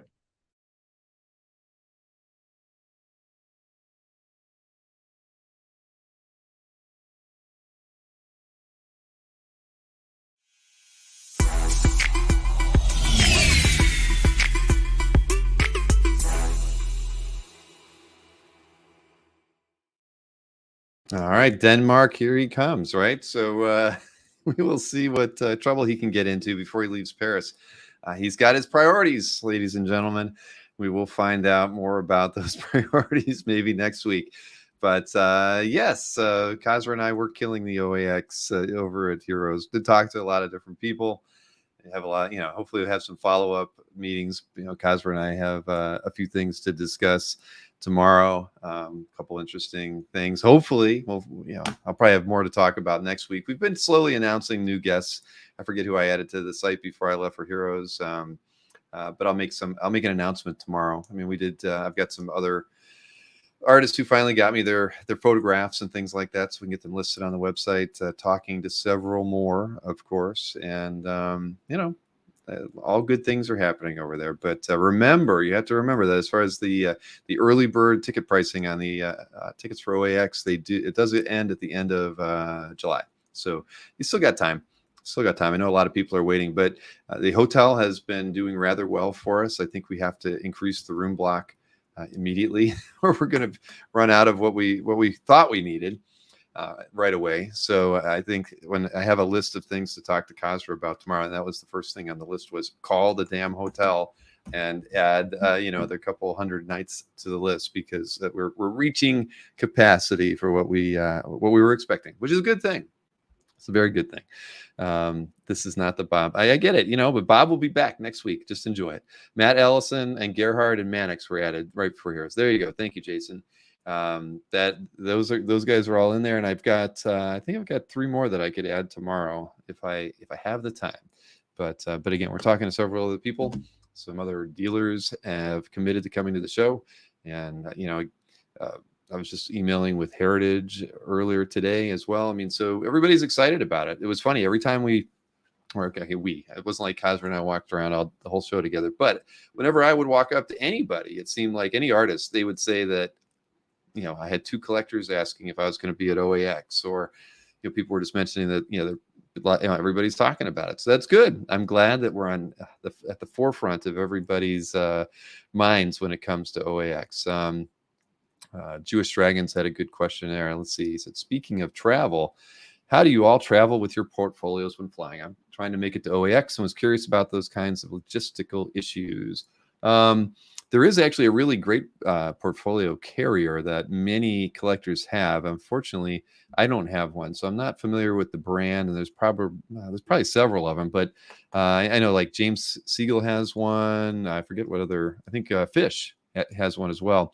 Maybe I can get them to send a link, and I'll share that with everybody next week, because I get asked those kind of questions all the time. But this one, because it's kind of like a sling, or it can function as a backpack, but it really is and it's more than likely geared towards artists, but it works perfectly for carrying many size portfolios in it. I mean, I think it could probably fit whatever the size up over 11 by 17 or 12 by 18 would be. I don't know, 18 by 24, something like that. But yes, Gerhard and Mannix for sure. They are both in there. But next week, I'll make sure that I've got a link for those backpack portfolio carriers that are all the rage. I'm just not cool enough to have one myself. All right, what else we got here? I think I'm getting close. You know what? I'm going to jump over to the heritage stuff because I didn't have a lot of time, so I raced through their site today and picked some things up. We'll just see. What Kazra says, I put my Toyas in the overhead area, no problem. Also, there's usually a closet at the front of the plane. Yeah, sometimes we'll do that. I never like leaving my stuff in the closet at the front, but it is. There's lots of different ways to do it. I carried, I have a very heavy duty portfolio. Carry my stuff around in, and I mean it's tough. It's very tough, and so I always try to get on the plane first, and I slide it there, and I don't care what people put on top of it because it's a very sturdy portfolio. And I did deliver a lot of art for people while I was at OAX. All right, jump into the hero into the heritage stuff. Let's get this thing going here. Man, we're making good time tonight. Only an hour and a half. I might be done before 11:30 Eastern. You never know. Okay, so let's see here. What did I pick this week? Because I've already forgotten. I know I picked a couple of Leonardi pieces. So first up, this is a Leonardi and Bob Wyacek piece. This is from Silver Surfer 129. Nice splash page there. I love Bob's inks. I love Rick's pencils, and you put them together and you get something awesome like this. So I'm sure, what is it? It's at 550 right now. It's going to do well. I mean, it's Surfer, and it's a splash page for crying out loud from issue 129. So a nice piece there. Then Mike Allred, another OAX artist, of course. This is from what is that? That Superman Madman Hullabaloo crossover event. You got Man and Super Madman there. And again, I love Mike's work. So great stuff here.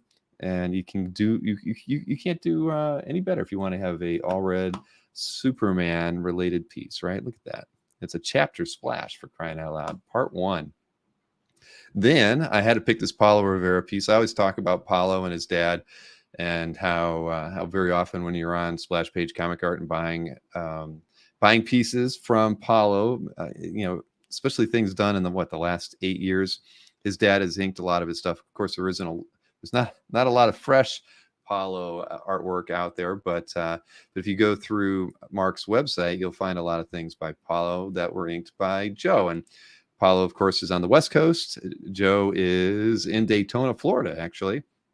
And so you'll get Paulo's pencils, which is on the left there, and he sends those to his dad, who then prints them out. He doesn't send the pencils. He scans them and sends the digital file to his dad. His dad prints them out, and he inks them, and then that's what you get on the right. So typically when Mark is selling things by Paulo, you get a pencil piece and an inked piece. And I've owned a few of those from Paulo. And, early on, I think he was one of the first reps that was able to kind of combine both artists' stuff. So, it's a unique thing. I mean, to me, I think it's kind of cool to have both pieces. I mean, as we know, a lot of times when you get a commission and that's penciled and you end up wanting somebody to ink it, more often than not, you blue line it. Especially say it's a Neil Adams penciled piece and you want to experiment with different people inking it. You're not going to have ink on top of the pencils 9 times out of 10. I mean, some of us do, but a lot of times it gets blue lined. And so again, great thing here. And I love Paulo's stuff. Paulo probably won't be coming to OAX. His kids are still a little young, but I have asked to see if Joe could come to the show. I mean, he's only about an hour and a half away, and I've tried to lobby for some pieces that, some pencil pieces to be sent to Joe from Paulo and have those available at the show. Cannot guarantee that'll happen, but I'm going to try. If I can't sway Mark K to do what I want, then what am I going to say? I won't say a bad word here, but I'm going to try to make that happen. I'd like to see Joe. I haven't seen Joe in 10 years. It's been a long time. So I really would like him to come to the show, even if he didn't have anything that he had inked by Paulo there. All right, here's the other Leonardi piece. This is a Spider-Man 2099. Again, can't go wrong with that. Isn't that all the rage right now? I mean, I bet you when Rick was at Heroes, he probably, half of his commissions were probably Spidey 2099 pieces, right? That or X-Men characters, most likely. Okay, and probably some other ones, but a lot of Spidey. So we got a published page out there, still affordable at $210. Then, I was nice to see a MJ Peter page, right? I just thought it was funny. It was just fun to read. And again, you get Romita Jr., Mary Jane, and Peter hanging out and chatting. I mean, and you always can tell, can't you? You can always tell Romita Jr.'s Peter Parker. I don't know why, but it's like every time, I don't know, is it the small mouth? I don't know what he did to him, but I can always tell when Romita Jr. had a hand in a page. Well, let's see. Troy Pierce mentions that Pelican cases are very sturdy for checked luggage and shipping art. That is true. All right. Next up, what do we got? Oh, now I've owned like 4 or 5 Dave Gibbons Doctor Who pieces over the years, and I don't own any right now. And I'm going to refrain from buying or even bidding on this one. But, I love, Gibbons on Doctor Who. They were really fun pieces typically. And again, I mean, come on, it's Gibbons, a classic era time period for him. And if you're a Doctor Who fan, I mean, these are always kind of cool. I mean, I think. And what was this from? It's from Marvel Monthly Magazine, it looks like, right? I don't remember which issue this was from, because he did, 3 or 4 issues of Marvel Premiere with Doctor Who, and I think the pages that I used to own were from that. I think Brian Peck bought mine when I was building the miniature golf course. Should always, Jelly Baby, you got that right. But at any rate, yes, if I ever want him back, I should contact Brian and see if he can let one go. Jeffrey Moy says I'd take one of those over a Watchman. I mean, that's the thing. I just love Dave's work. Who doesn't, right? But these were cool, and honestly, the pages I had were oversized. That's what for Marvel Premiere. They were twice up, and just unbelievable. I really hate the fact that I let those go. Yes, Marcus, thank you for reminding me. And I still suck at miniature golf, even after all these years. A couple more pieces here. Paul Gulacy, Jack Abel, Master of Kung Fu. I just love everything by Gulacy. And, this is just a fun, I mean, really, let's zoom out a little bit here. I just thought this was really kind of a dynamic page, too. I love, the zzz through here. I don't know who the villain is in this. But I just even like the way this panel transitioned into that panel with the zit right there tying into his foot as he leaps over something. I mean, just really great page design. And then these 5 panels here, super narrow, top down. I mean, I don't know. This is a cool page. And then ending with that awesome panel of him leaping and probably going to kick that guy right in the head. Either way, great stuff. And I would love to get a Gulacy page one day. Never owned anything by him. 3 more here. I got a Trevor Von Eden page inked by Garcia Lopez, and this is from Batman Legends of the Dark Knight. I forget the issue, early one, I think. But I mean, Von Eden stuff I think is always kind of cool, but you get Garcia Lopez inks on it, makes it all the more special. And then you get, look at that, you get this awesome, I'm not even going to call it a third splash. Anthony would probably try to come up with a new word for it, but come on. You got Batman and Robin swinging through town as they are prone to do. So at any rate, was it signed by them both? Yeah, you got Gabrielle. Yeah, there you go. Both of them signed the page as well. Thankfully in the margins, not in the art, but nice page there. And then speaking of Batman, you get a Marshall Rogers, probably convention pinup illustration type piece. Still relatively affordable at $78. But hey, Marshall Rogers artwork is always desirable, and I know everybody or many people love his Batman drawings, as well as probably like Doctor Strange and a few other things too. But I want to pick that one. And last but not least, Tom Mandrake, somebody we don't mention too often, but I and it's Spectre, DC character. I know, I feel about DC characters, but I've always liked Mandrake's work, and I thought this was a pretty decent convention sketch, most likely. It's got a skull on it. I'm allowed to like skulls. I just can't hang them around here at my house. But there you go. That was pick number 10, Tom Mandrake, somebody who we don't talk about very often here on the channel. There we go. All right. Now, it was a big signature at the top, wasn't it, Alberto? That's just Moon Knight. All right. Well, it kind of looked like that. I guess you could say that, Marcus. No problem. I don't mind. It kind of looked like that. All right. Now, before we get into the CAF update, I have the, let's see, where is that queued up here? I got to get the link here to find. All right, here we go. So I've got the EXP preview for you tomorrow. Nick is, hopefully Nick has got his voice back. I told him if he didn't, I'd be happy to host his show for him tomorrow. But Nick came back from that big trip he had last week and was a bit under the weather. Talked to him on Monday or Tuesday, and he was pretty gravelly at that time. And I think when you watch this preview, you'll see that he is still gravelly whenever he had the time to film this. But you know, as you know, EXP will be on tomorrow at 7, and it's a bit of a tribute show to John Romita Sr., and which it's something that's kind of touched everybody. And I think that Nick obviously had the opportunity over the last several years to pop over there from time to time and talk to the Romitas. And so, very appropriate for Nick to be doing this show tomorrow. So here's the preview for tomorrow's show. I think it's going to highlight a few of the pieces that he's bringing that aren't for sale, as well as some pieces that he is bringing for sale. Everybody, this Friday, June 23rd, 7 p.m. Eastern, 4 p.m. Pacific, on the Original Art Experience. We're going to do a celebration of John Romita Sr. We lost one of the greatest of all times last week.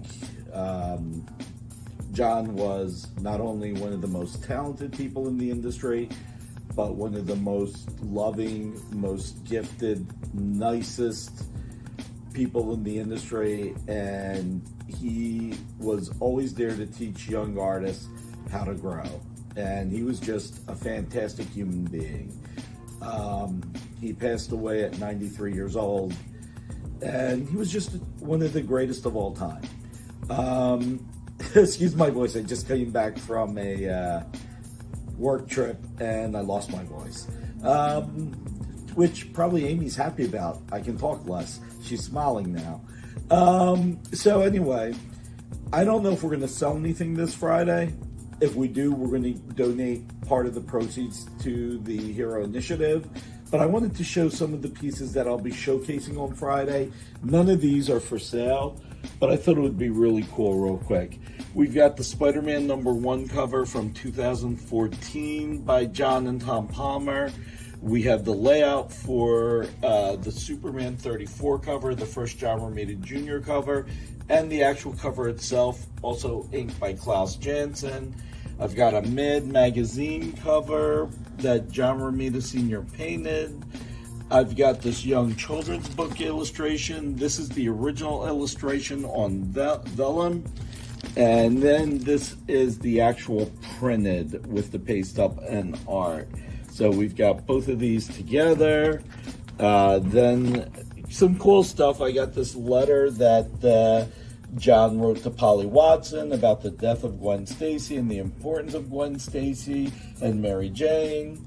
I have the actual production stat that was used to print Amazing Spider-Man #50 at Curtis Publishing.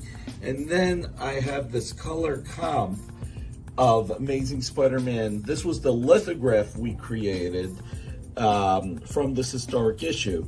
Originally, I had asked John to recreate the cover slightly differently, and John told me how, while the cover was great, this is actually what he wanted on the cover, but Stan wasn't crazy about it, so they went with Stan's suggestion.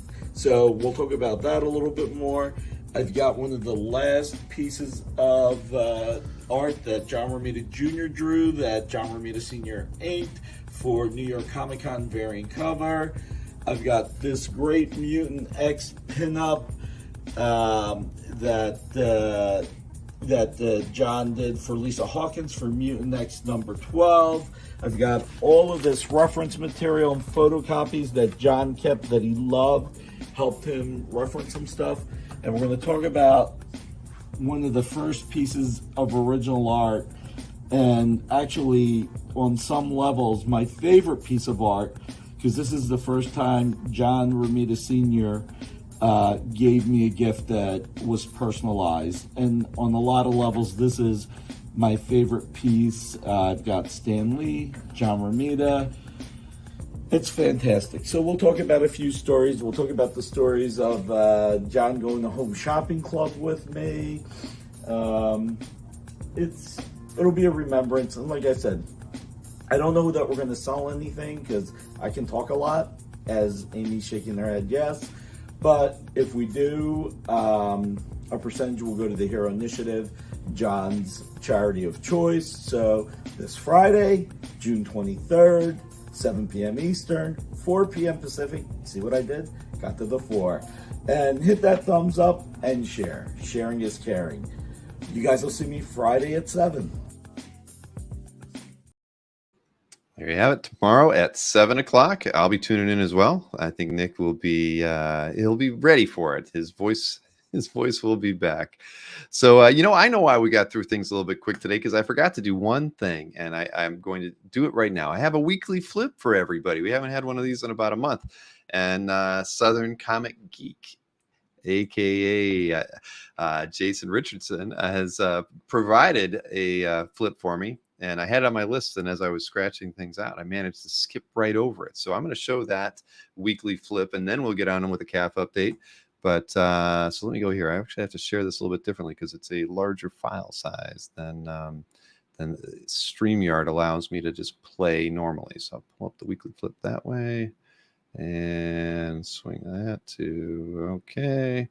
All right, so I'm going to play this. And again, thank you to Jason for doing this. He sent it to me before Heroes. And I wasn't able to do it last week, of course, because we didn't have a show. And so now we're doing it now.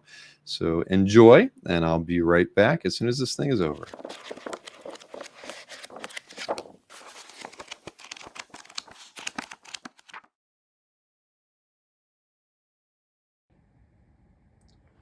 All right, this is Jason, aka Southern Comic Geek, and this is going to be my flip.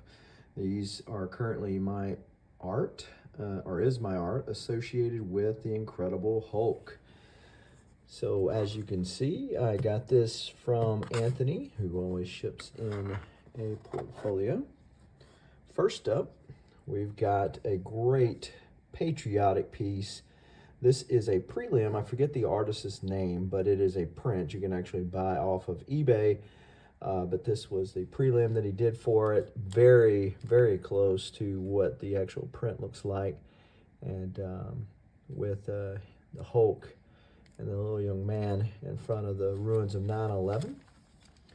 This is from an Avengers Harley-Davidson issue promotional that Harley-Davidson did a few years back. And I always love to get transformation pages where the eyes turn green or bug out. And of course he transforms into the Hulk, very reminiscent of the Lou Ferrigno Hulk series.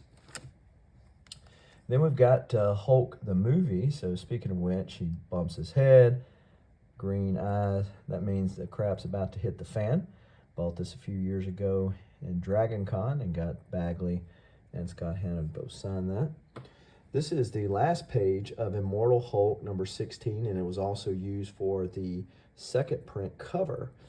So this was a transformation. He actually transformed to Joe Fixit, but it's the male version as opposed to the Gray Hulk version. Then we got Immortal Hulk number 16, page 14.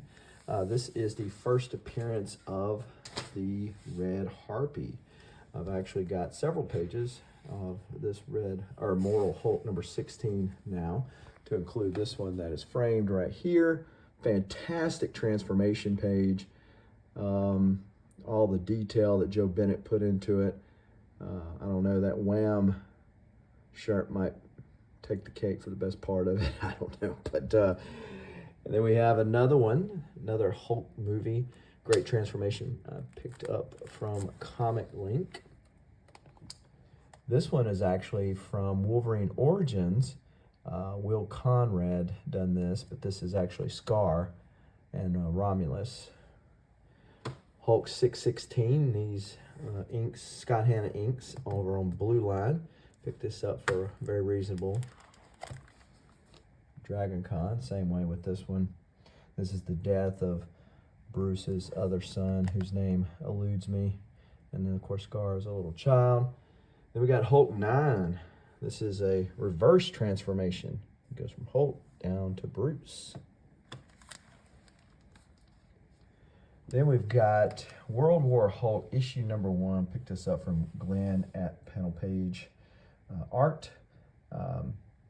This has, I think that the World War Hulk was one of the best storylines in recent memory for the Hulkster.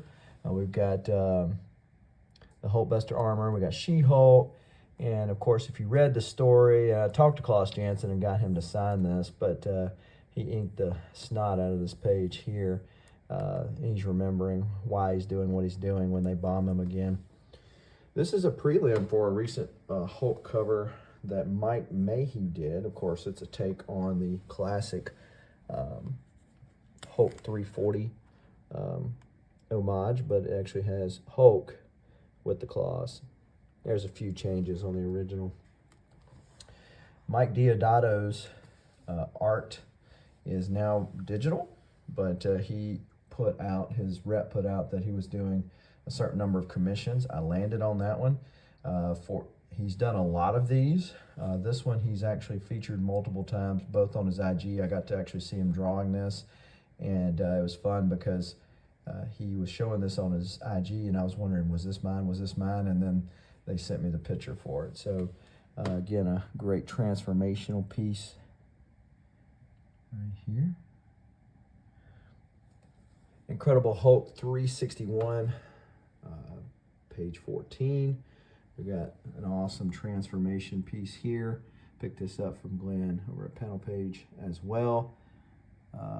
Quickly snapped this up. Had been wanting a perv and page and transformation page. Added bonus. Sal Buscema. So great. Sal's one of my favorite artists on The Incredible Hulk. Picked this up from his art rep.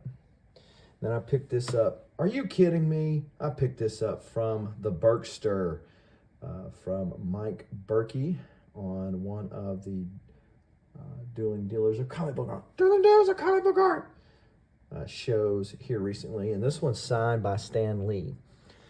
Thinking about getting this one framed as well. And this one is the voice of the Hulk from the 80s cartoon is deceased, but the voice of Bruce Banner is not. So I've been thinking about getting him to sign it. He's goes around to a lot of different cons. I was thinking about getting him to sign that and then framing it after that. Let me know in the comments what you think on that. And that's all I've got for this flip of my Hulk art.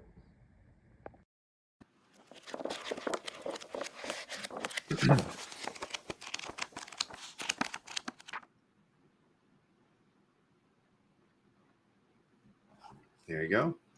Almost forgot about that. I'm sorry for playing it a little out of order, but great flip there. Lots of great Hulk artwork. Who doesn't like Hulk? There's a lot of Hulk fans out there, as we know. So I'm sure the Berkey Cellular Service. That is right. I remember Southern Comic Geek picking that up off of Dueling Dealers of Comic Art. We've actually delivered a lot of artwork from that show over the years, haven't we? Incredible stuff. Thank you, Jason, for the pun. I love it. All right, now we can jump into the CAF update at long last. Let's see what we got here. So we'll try to go smoothly and quickly through this as best I can. We got we missed last week, so there's like the context for where the dealers are at or whatnot is a little skewed, but at least you'll get the scoop on where things were at the week before last with it. So the week before last, dealers had reached $321,000 in sales. We didn't report on that, of course, last week. This past week, only $200,000 in sales, so a drop of $121,000. Now, heroes could play a part in that, I imagine. You never know, but the top seller was Anthony, $66,000 in sales. Albert, $51,000 in sales. Will, $27,000 in sales. Ramita Man, $21,000 in sales. And Panel Page had $12,000 in sales. And there were several people under 10, but we never report on those. You can read about that in the weekly market reports that Colin puts together for everybody. And you better be reading those because Colin once told me he didn't think anybody reads his market reports. So, please go out there, read them. Every once in a while, send Colin an email saying, good job. Give him a high five. If you looked when you saw the pictures being taken, you didn't see Colin in any of those pictures. I don't know what he was doing. Like I say, everybody kind of gets into their own groups and does different things. He was at the auction, but he wasn't even in the group shot. But then again, several people weren't in the group shot, unfortunately. Anthony and Sharon weren't there. George Hodge wasn't there. Eric Wenger wasn't there. Robert Berman wasn't there. I don't know how we managed to miss out on having people there, but we tried. Lee Harmon. See, Colin? Lee reads them. He really reads them. That's what I want to hear. I told him everybody reads them. Anyway, so with that, let's go ahead and take a look at the top 6 sales from dealers last week. And here we go. So, again, total last week, $200,000. Not too good. But again, Heroes could have played a part in that. We'll see how things shake out for next week. This first piece is, of course, by Jim Lee Scott Williams, and it was expensive. $50,000, sold by Albert Moy, Batman and Spawn cover. Next up from Will, we got the cover to Thing 17. I don't know if Mr. Snork picked that one up or not. Probably not, but it's by Ron Wilson and Joe Sinnott. And what was this? From 1984. Memorable cover. Then this was sold by Ramita Man. It has a long description. He's like, the very first 2 historic drawings ever of the Swamp Thing created for the House of Secrets number 92. This one was sold for $16,000. Then from Panel Page, we have this Chris Marinan Excalibur Annual number 1 cover. $8,500 asking price on that one from Glenn. And 2 more to go here. We've got this Mike Mignola, Bob Wycheck Wolverine Jungle Adventure page. Asking price on this one was $7,500.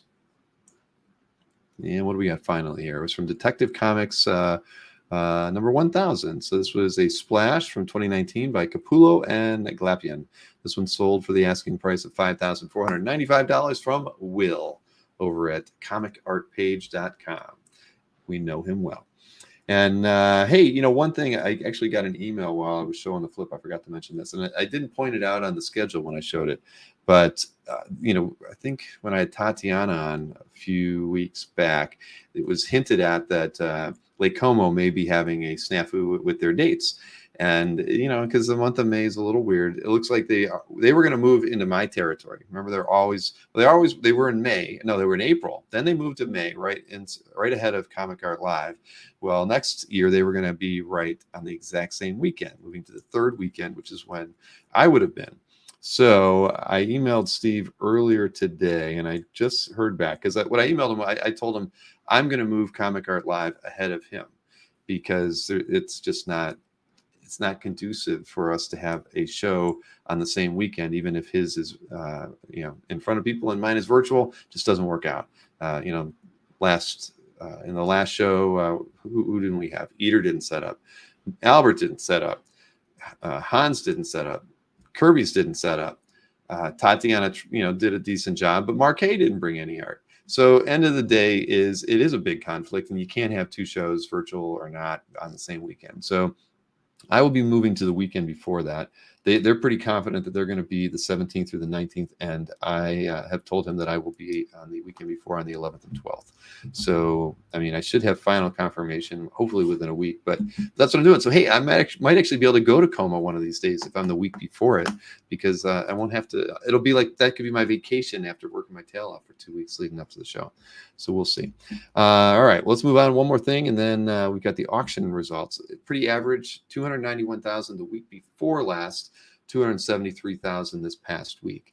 So, pretty average. It's about where we should expect things to be from the auction houses right now. And let me show you the top 3 sales from eBay and then the top 3 sales from Heritage on the weekly auctions.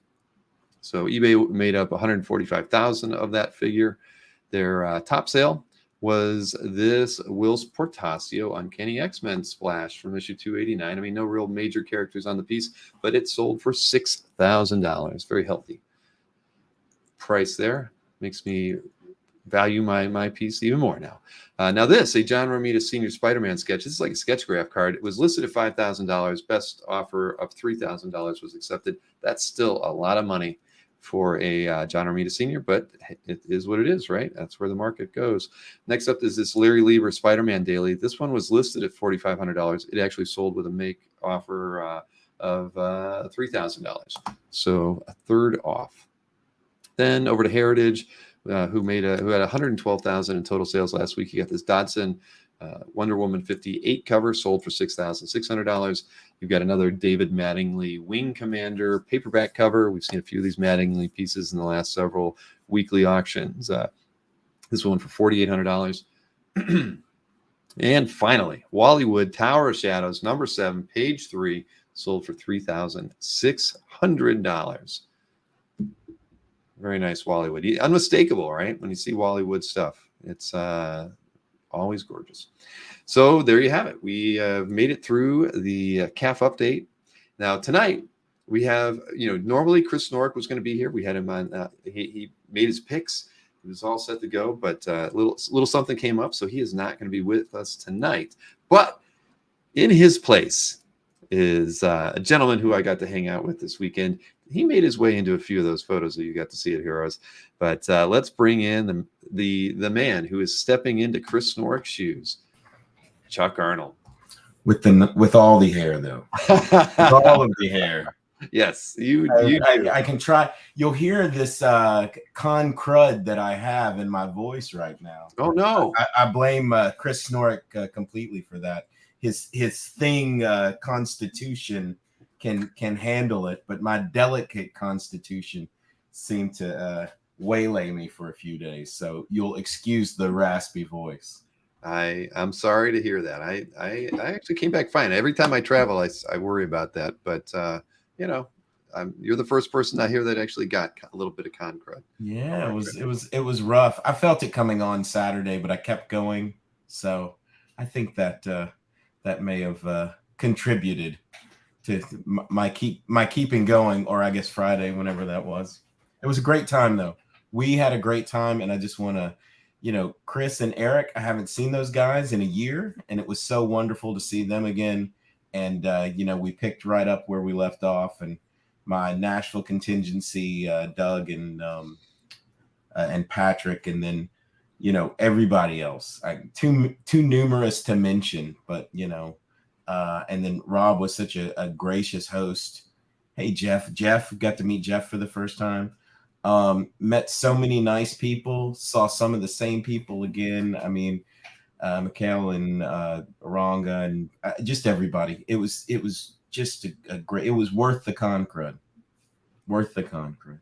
Definitely, Doug Pfluger. Hey, Doug's in the audience too. Yeah. Oh, again, yeah. It was. I mean, like you say, too numerous to mention. I mean, Patrick Raines was awesome to talk to. I talked with him numerous times. I mean, Doug was there.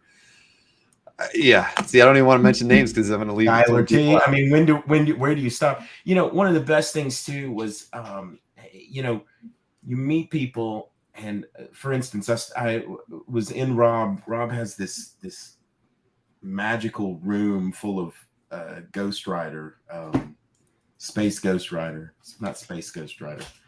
You know what I'm talking about. What is that called? Cosmic Ghost Rider. Look, I got my picture with him. Space Ghost Rider. It should be Space Ghost Rider. Yeah. There it is. That's right. And that's from the room, right? Oh, there. And I was right there.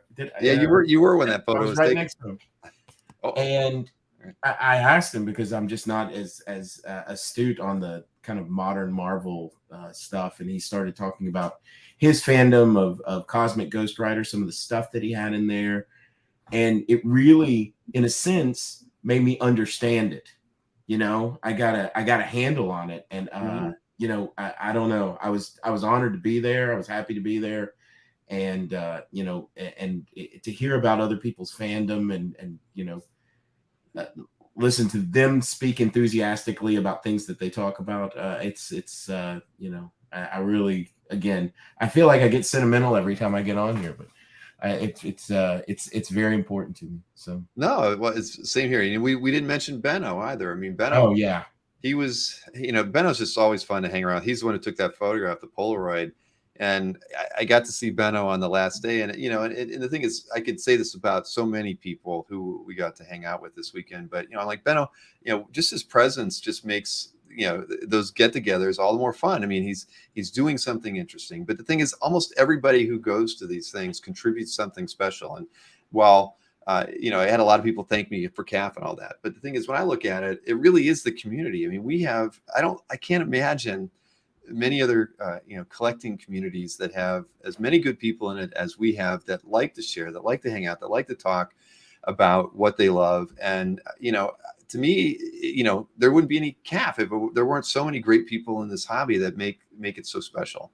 And and I got to see Benno, and as soon as I saw him, and I was like, Benno, I love having you around at these events, because you're just one of many people that makes these get-togethers so memorable. And I want Benno to be at every darn thing I go to, because again, he's just somebody who just he has so many stories. He's been around the block in this hobby so many times. So again, he could say that with so many people, yourself included. That makes these things fantastic.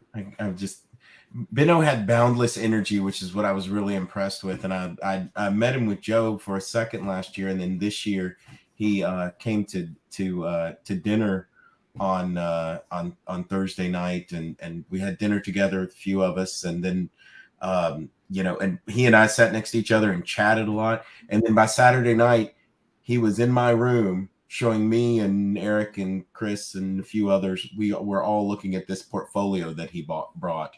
And it was some pretty amazing stuff in there, pretty amazing stuff. So, it's those things, or the get together at Rob's, or, all of those little kind of like, it's so funny because last year, I didn't bring any art with me this year, but last year I brought some art to sell. And I remember Joe Melchior saying, I was like, Joe, is there a special place everybody goes where there's like a swap meet where there's art? And he goes, if you got a portfolio, somebody's going to find you. Exactly.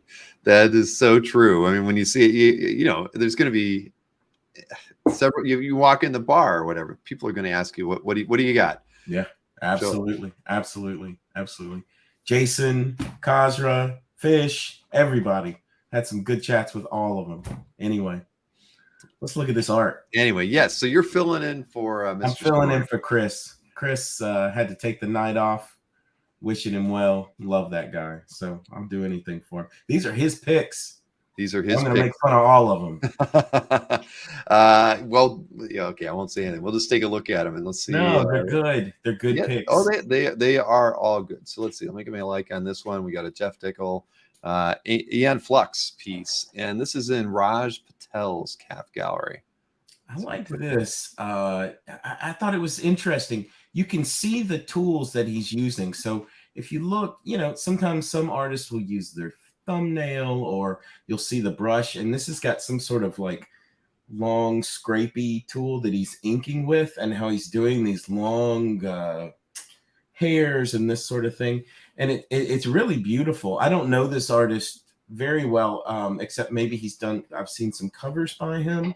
And it's a real, I thought it was kind of like Patrick Nagel meets Sid Mead. It's kind of a 80s fashion art.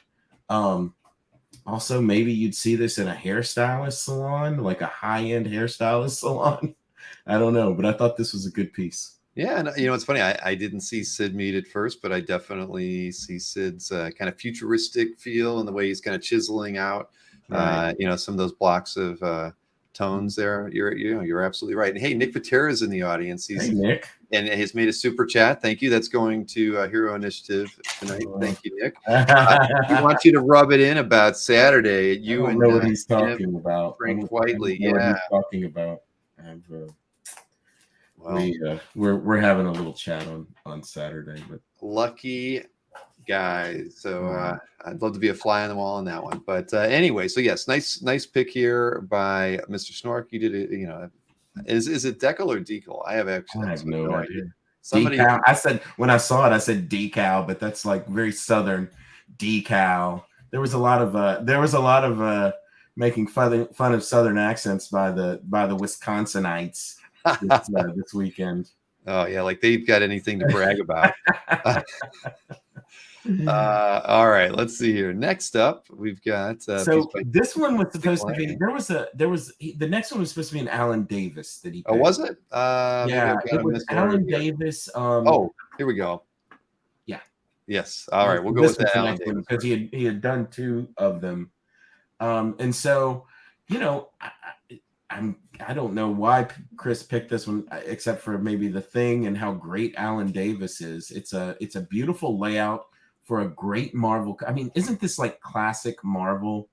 To me, this is classic Marvel. He really Davis really gets that classic Marvel feel. Each decade, like when Marvel would update, Byrne was kind of like, it was like it was Kirby, and then I guess it was kind of Starlin, maybe some of that cosmic stuff, but I don't know. I really think that after Kirby comes Byrne, and Byrne kind of took that same sort of energy, and it was kind of the Marvel way, Mm-hmm. And that's what Davis is doing here, and it's gorgeous. You can see his influence on so many people. You can see his influence on especially Brian Hitch. It's just really gorgeous. And then kind of the next step of that is like into the 90s with McFarlane and all those. It's like that push. They just kept pushing it. Let's push it some more. This is kind of like excuse me, that decade, the 80s. This looks, even though I don't think this is made in the 80s, I think this is a modern cover, but this reminds me of 80s Marvel, and I like it a lot. No, I get it too. I think we got to see Alan, slaving away over there at the Hero booth all weekend long. He was busy. Man must love drawing. He's good at it. I mean, he had a long line, a couple times there when I walked by. I mean, I don't know how they they must do like a signing segment and then a sketching segment. But a lot of people got sketches this weekend too. To me, it's funny seeing Mr. Fantastic as muscular. I mean, usually, because when he's all stretchy, you think of him as, he's more slender looking, but he's got some bulk on him. Dale Eaglesham did that. Did you see those? Dale, I think it's Dale Eaglesham was the guy's name that he did a run with Jonathan Hickman, where he did a real bulky Reed Richardson. I always thought it was kind of an interesting look for him. Yeah, it's a great piece. It definitely is. And this was in Alberto's calf gallery. Congrats, Alberto. Nice score there. Yeah. And isn't that like just a classic Marvel? If you're like, oh, what's a classic Marvel cover? Like these heroes. I don't know who that guy is at the back. Is that Reed Richards' dad or something? No description. Or Franklin or something like that. Anyway. Future Franklin. Future Franklin. I have no idea. Some version of hipster Reed. But yeah, anyway, great Marvel cover. And we even mention Larry in all the conversations we saw the photos of. Larry. Larry is assumed. I'll tell you, one of the pictures I know I got and then I couldn't find it was Larry at the axe throwing. And when I went to pull the video together, I could not figure out if it was sent to me on like Facebook Messenger or in an email. But I regret not having a picture of Larry with his medal and throwing an axe with an Aquaman shirt on, of all things. That's funny. That's great. Yes. But anyways, and Larry mentioned that he did many, many sketches, over 60 sketches. That's amazing. And how many of these, how many of these shows does he do? He's doing Memphis in October. I mean, I don't know how Hero worked something out with him where they brought him over. I mean, I thought about asking Larry about it and I forgot, but he's somehow Hero worked out this thing because he's been here for like 2 or 3 other shows, I think, too. Can't believe he did. Oh, same thing. That's right. Aranga. There was a lap dance, everybody. They did not go to a strip club, but I do have a video of it, and I just felt it wasn't appropriate. But Aranga knows how to get his groove on. Is all I'll say. Wearing that Psylocke. He wasn't. Thankfully, he was not wearing it. But all right, moving right along. Congrats. Right, let's go to the Thor. Yes. Now we'll move over to the Thor. And who was the owner of this one? This is Paul Martini, and this is the Nick Klein Thor cover with Don Blake and Thor and this yin and yang kind of thing going on here. Oh, Don Blake! I didn't realize that. I had to go read up because I wasn't sure who it was. I thought that this, Nick Klein is an artist that I don't know very well. I mean, honestly, I just kind of looked at all these just a minute ago and made a couple little notes for myself. So I don't know Nick Klein. I believe he's one of Felix's guys. He is, yes. Is that right? Okay. So this to me, just looking at it, kind of has a Travis Charest, Jerome Pena meets Joe Kubert is what I was thinking. It's kind of got this interesting yin and yang. The line, it's got the thin line work, but kind of the energy of a Joe Kubert drawing. Another thing I really liked was the textures on the cloth, like the texture on Thor's outfit there, and Don Blake. That's really nice. So I thought this was a really good piece of art. I don't know Nick Klein. I don't know too much about him, but he's a really good artist. I really like what he did here, even with the kind of shine on the pants, how it gets thinner. Excuse me, I'm so sorry. How it gets thinner, like as it, kind of as the texture wraps around the leg, and then how it kind of disappears right there at the top. I'm pointing at my screen, like you can see me do that. But how it kind of disappears right at the top there, and has it's a real nice effect. No, I agree. I like Nick's art a lot. I do have a Thor page myself from his run on there. Southern Comic Geek does want me to mention that there is a Nick Klein art drop happening tomorrow. Is this the guy that's doing Hulk? Is this? Yes. Okay. I wasn't going to say Hulk, but now that you open up that package, it's beautiful work. Yeah, Nick is. That's the thing. A lot of the artists that are still working traditional, they're putting a lot more effort into their work. I think that's why they're commanding great prices. I think it's awesome. To have artists really kind of pushing the envelope, doing tone work like this. He doesn't have to do that. He could let the digital colorist handle most of the heavy lifting here, and yet, he's really giving us a finished piece of art. Here I'm just gonna go back to this so we can kind of look at it in its entirety. But I think that I just love that. I love the fact that some of the artists are just going all in and not I don't know. I like Klein's work. It's like Daniel Warren Johnson, another guy who just goes all in. His stuff is so finished, it could be printed in black and white, and it would still be as awesome, if not. He's really not holding back here, is he? That's very nice. Sorry, Marcus. This is a good one, and it's. I already got my like on that one, so I can move right along to the fourth piece here. Now, this is whose collection is this? Oh, Jason, of course. Fantastic piece here. Let me get the like on here, and of course, it's beautiful piece of graphic design, isn't it? Mm-hmm. And also, I was looking at it, I was like, oh, I bet the maroon is like the reflection of Galactus. Is the color. Is like Galactus's maroonish purple. I didn't even think about that, but now I can't see how it isn't, right? Because it's got the purple, right. So there you go. So there's some sort of Galactus. I don't know. It's a nice piece and very stark and really pops out at you. My only thought was that it maybe looks a little bit like Dr. Manhattan with that little dot there on the forehead, but it's really nice. It's well, it is a very graphic cover. It's dark, but whoops, let me get back over here to look at it. Is this a published piece? It says illustration. Let's see. Trying to read the description really quickly, but it says it's an amazing study on 15 by 22. Wow. So Berkey had this one. It kind of looks familiar. I must have seen this at Mike's house at some point, but I always love Maleev's work. So this is Maleev's a great painter. Very nice. That is not enough hanging for it to be Dr. Manhattan. Thank you, Marcus, for being so observant. But yes, nice piece here for Jason's collection. Let's see here. Next up, George Perez, Steve Lawrence. I have to mention Steve Lawrence's name, and you're going to end up with something really, really special. Justice League 200 cover. I'll be Mike. Are you kidding me? You can see the origin of Rob Liefeld and Todd McFarlane in this cover. I mean, I see it, and you see kind of the origin of George Perez, really, because it's not.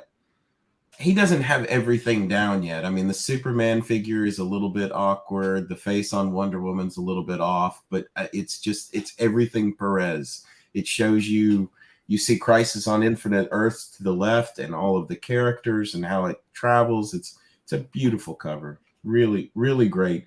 And I bet, I mean, I bet as a kid, you see something like this on the stands and you're just, you were just floored. I mean, it came out when I was alive, but I wasn't collecting comics then. I was pretty young, but yeah, this is really outstanding. Yeah, what year would this have probably 80? Right? But yeah, but I mean, this is why Perez and and John Byrne, but Perez in particular, as far as whenever you saw his covers, even though I wasn't reading Justice League, you still had to look at that damn cover and be like, this guy is awesome. Why isn't he drawing more for Marvel, kind of a thing? Because you're right, this is like when he's really kind of hitting his stride. Well, he's still learning. You can see it here because he kind of overworked. I mean, Superman, I don't want to harp on it or anything, but he's a little bit overworked there, and his proportions are off. But I mean, it doesn't matter because it's good superhero work. At the same time, he probably did this in a couple of days. Excuse me, I'm sorry, I need a little cough button here. But no, I agree with you. I mean, this is I love it. I totally love this piece. Yeah, makes me. But again, if you saw this on the newsstand, you'd want to pick it up and probably thumb through it at the very least if you don't buy it, because it's just so damn good. Yeah, it really, really is. And it gives you the promise that as a gatefold cover on a special 200th issue of the Justice League, it kind of gives you the promise that something awesome is going to happen in this comic book. Right. I mean, and look at the artists that were in it: Aparo, Austin, Ballin, Breeding, Broderick, Conway, Giacoya, Giordano, Infantino, Gil Kane. You got Joe Kubert, and then George Perez. I mean, amazing. How could you not want to own that book? I think I got to go pick this comic up. I don't, And there you go. Jewish Dragon says it was November 1981. I'm not too far off, 81. So, well, hey, Steve Lawrence, amazing collection, continues to get better.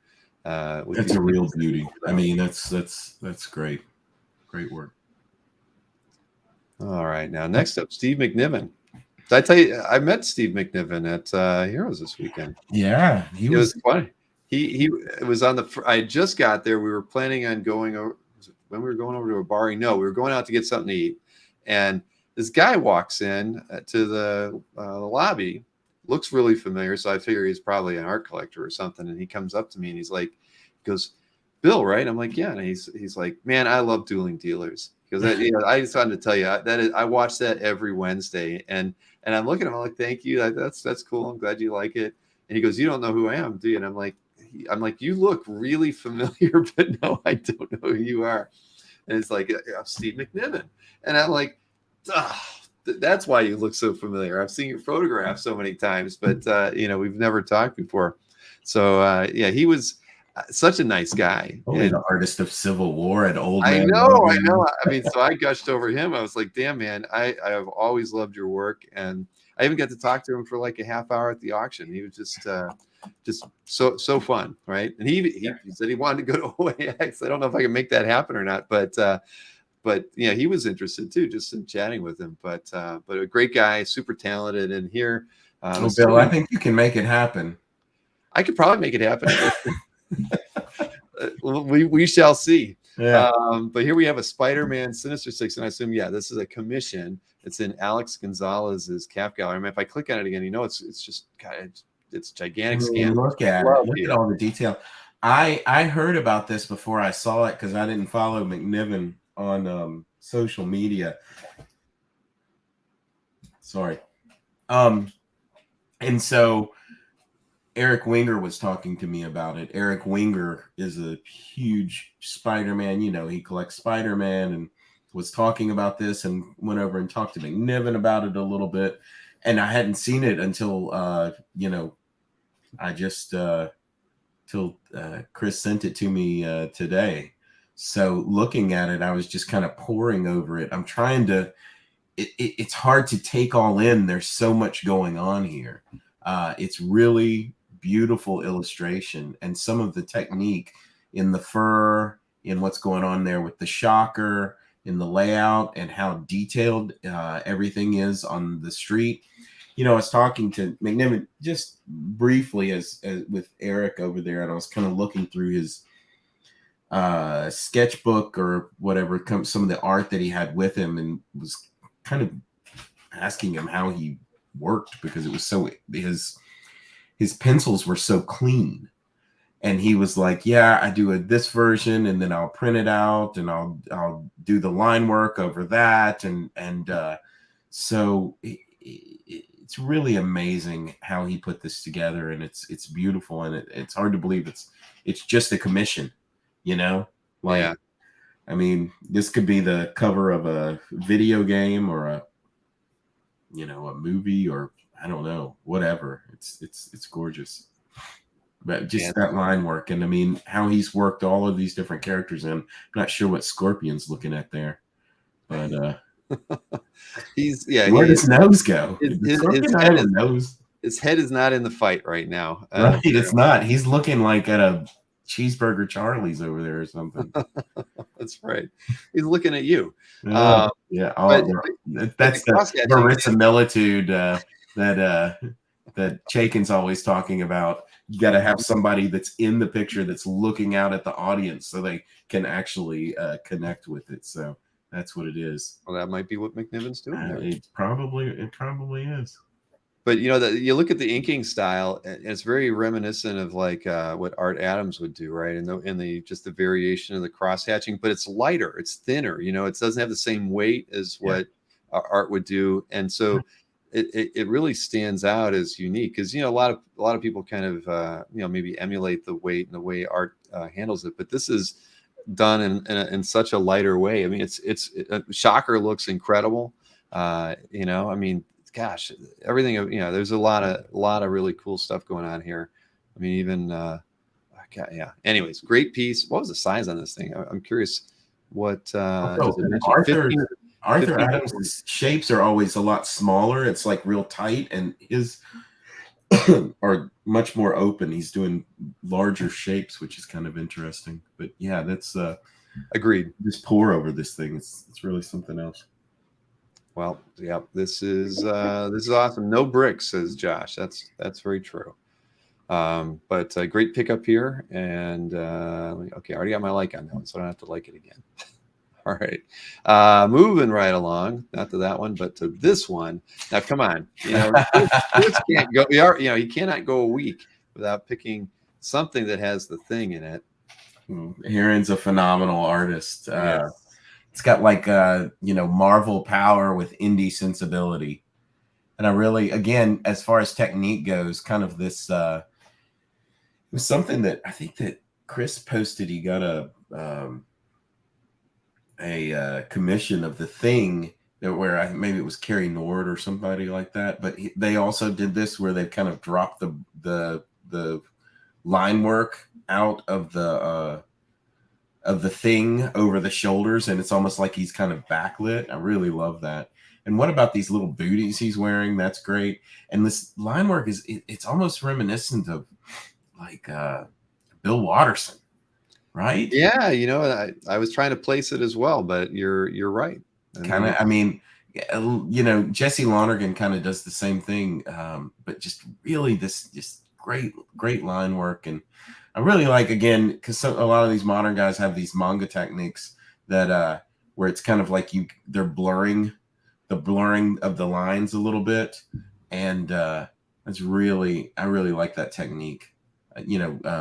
Daniel Warren Johnson does that a lot. But I was going to say there's a little bit of Daniel in this as well, like right through the pants here. I mean, just you can see different things. Again, there's a lot of interesting things that are very unique to this piece. And this little pumpkin face man that he's punching, and like pumpkin face robot man, like what is? That's funny because I had picked this piece myself before I got to see Chris's list. Yeah, so I had to knock this one out of mine. Yeah, there's just something about it that's, I mean, I love Heron's work anyway, but it was just, I love the fact that it was in color. I love the way it was colored. like you had mentioned, the lighting on the back of the thing, his boots, whatever all this extra color is And around the this pink backlighting on the thing, coming out. even, and the pink booty. I mean, it's the choice, the color choice. Mhm. It's amazing. Yeah, you're right. 2 thumbs up on that one. Yeah, love it. All right, so we got 3 more here to go. Well, Now, this is right. You would have picked this one. If you were picking. I definitely would have picked this one. Even though I always think it's kind of weird Howard Chaykin drawing characters in their costumes. You ever think that? Like you can just tell, like he's like his contempt for there's not I'm not even gonna make Wolverine's mask symmetrical. Like, yeah, whatever. It's like he kind of pasted. He probably had somebody in the office draw that face on. He's like, and isn't that the classic? Like, is it 2 Batmans or is it Wolverine? The one up there on both of them, really. Yeah. Isn't that funny? It is kind of funny. I love Howard Chaykin. I love his design work. He still is the best illustrator of drawing men in suits in comics. You've got the lady descending the stairs there. The graphic style, his pages, especially between American Flag and Mighty Love, are just beautiful pieces of graphic design. Mm-hmm. And he's a good illustrator, but a great designer. And and also there is a little bit of fan in me in that last panel that sees those Miller style claws that probably Frank Miller stole from Howard Chaykin. And it's a good drawing of Wolverine as well, even though I'm sure Chaykin could give a shit about it. I know. I thought the same thing. I mean, because we've seen him draw Wolverine before. I mean, whether he's done it. I've got a drawing by him of Wolverine around here somewhere. It also has, yeah. That's one of his better ones, though, right there. That one panel. I mean, that's a great Chaykin Wolverine, and like you just said, he probably doesn't give 2 shits in its own way, right? But, I mean, it's outstanding what he is able to convey in kind of like in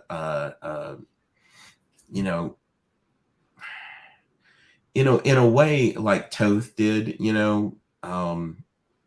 Toth was a better draftsman than Chaykin is. I think Howard would say that as well. But Howard's is a better designer and is a really great. He's a great comic book man. He tells great comic book stories and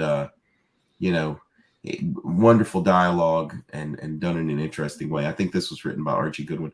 But also another thing about this, since this is an original art show, you see all the technique. If you go close in on the lady there with the cigarette holder in her mouth, and you see all of the technique in this work, he's using whiteout. All her hair is just scribbles. He's taken and just basically just painted over that, and he's like, that's a reflection. And the designer glasses he probably found out of the latest Vanity Fair at the time or Vogue magazine. I love his work, Bill. So I do. I can't say enough nice things about the comic book work Chaykin's done. But see how worked that piece, that lady is right there. Like, I'm sure that's light boxed off something from some magazine and then worked and then reworked a little bit and then reworked a little bit more. There's no this isn't like a Trad Moore page that's so pristine. This is a comic book page that's got a lot of work on it. Not that Trad Moore doesn't work hard. I believe that he does, but everything's like just so beautiful and crisp and everything. This is production art as it should be. It's funny, as often as I've looked at Howard's work, I never really kind of saw a similarity to like Frank Miller's stuff. But I look at that looking at that one panel. I mean, just looking at her nose and her lips and the this kind of little ticking around here. It's like, man, that's what Miller would have been doing around the same period. Mm-hmm. But I always remember that first time I interviewed Howard, you know, I mean, I knew Howard's work, but I never owned anything. It wasn't like a student of his work. And I'd opened up a whole bunch of images, interior panels of his stuff. And I remember telling him, damn, Howard, you really lay out a good page, you know? And he was like, duh, I wrote the book on it. He did. He Felt like really such an did. idiot. Yeah. But it's true. He's just a master. I mean, you know, just you've got this, you know, the railing here behind her, the other railing just kind of comes down. I mean, he's just he's so skilled in his storytelling and his his approach to doing different angles and just bringing you through a whole piece. I mean, he's amazing. I mean, and this is great. I mean, he's got these two characters who are kind of drawn the same with a close up of the female between them. I mean, it's just great storytelling. And Howard is kind of unparalleled in the way he approaches his work. Even though today, you know, where he pieces everything together, it's a little different. But when you go back and look at his work from, you know, the 70s and 80s, you know, definitely, I can't find a bad page by Howard as far as his storytelling and just approach to an overall layout. He's just incredible. And again, he does this stuff to this day, right? Putting the guy's feet through a panel into the next set. I mean, I don't know about that tangent where Wolverine's right hand is there, but maybe that's on purpose. Yeah, it may be. He's ready. Hey, buddy, I'm going to. It probably is. I mean, where are those claws, right? Right, exactly. It's a standoff there.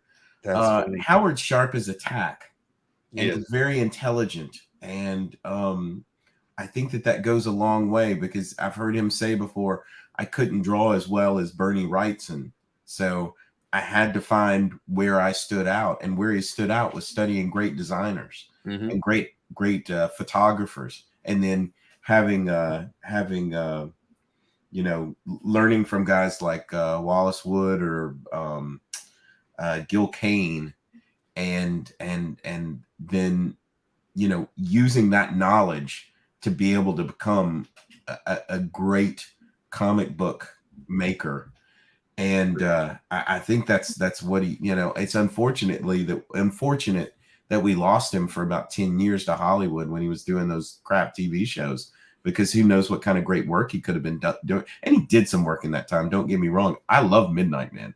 If you haven't read Midnight Men, Power and Glory, those are two great books that he did in that time that he had gone Hollywood. But I really think that you know, he's underrated. I know that, you know, he kind of runs his mouth a lot. People have you know, mixed feelings about him, but and he really didn't learn how to draw until American Flag. I mean, I know that a lot of people like the Star Wars stuff or whatever, but like from American Flag, you know, Black Kiss is some of the most beautiful, just incredible drawing that he ever did. Black Hawk, The Shadow. I go on and on. Anyway, we can go to the next thing. But yeah, I could talk about Howard Chaykin all night. He's a great designer, great artist, and he is we're lucky to have him in comic books. Have you ever talked to Howard? I mean, a little bit, but it's kind of like, you know, trying to talk to, you know, your dad that doesn't love you. So like he knows I love him. So he's gonna keep me at arm's length. So right. Not anymore. I'll go up to his table. I've gotten a couple of things signed by him. I listen to the man talk, and I just stand back and you know, I'll be in the audience. But you know, he's one of my favorites. I'll tell you, I actually brought that Howard Chaykin piece for you. Remember I told you I was going to give you a piece of art by him? There was he used it as a wrapping paper when he sent me some of his art. So it's not a fantastic piece, but I was like, it needs to be with you. Okay. And I actually had it in the portfolio, and I looked at it the last day.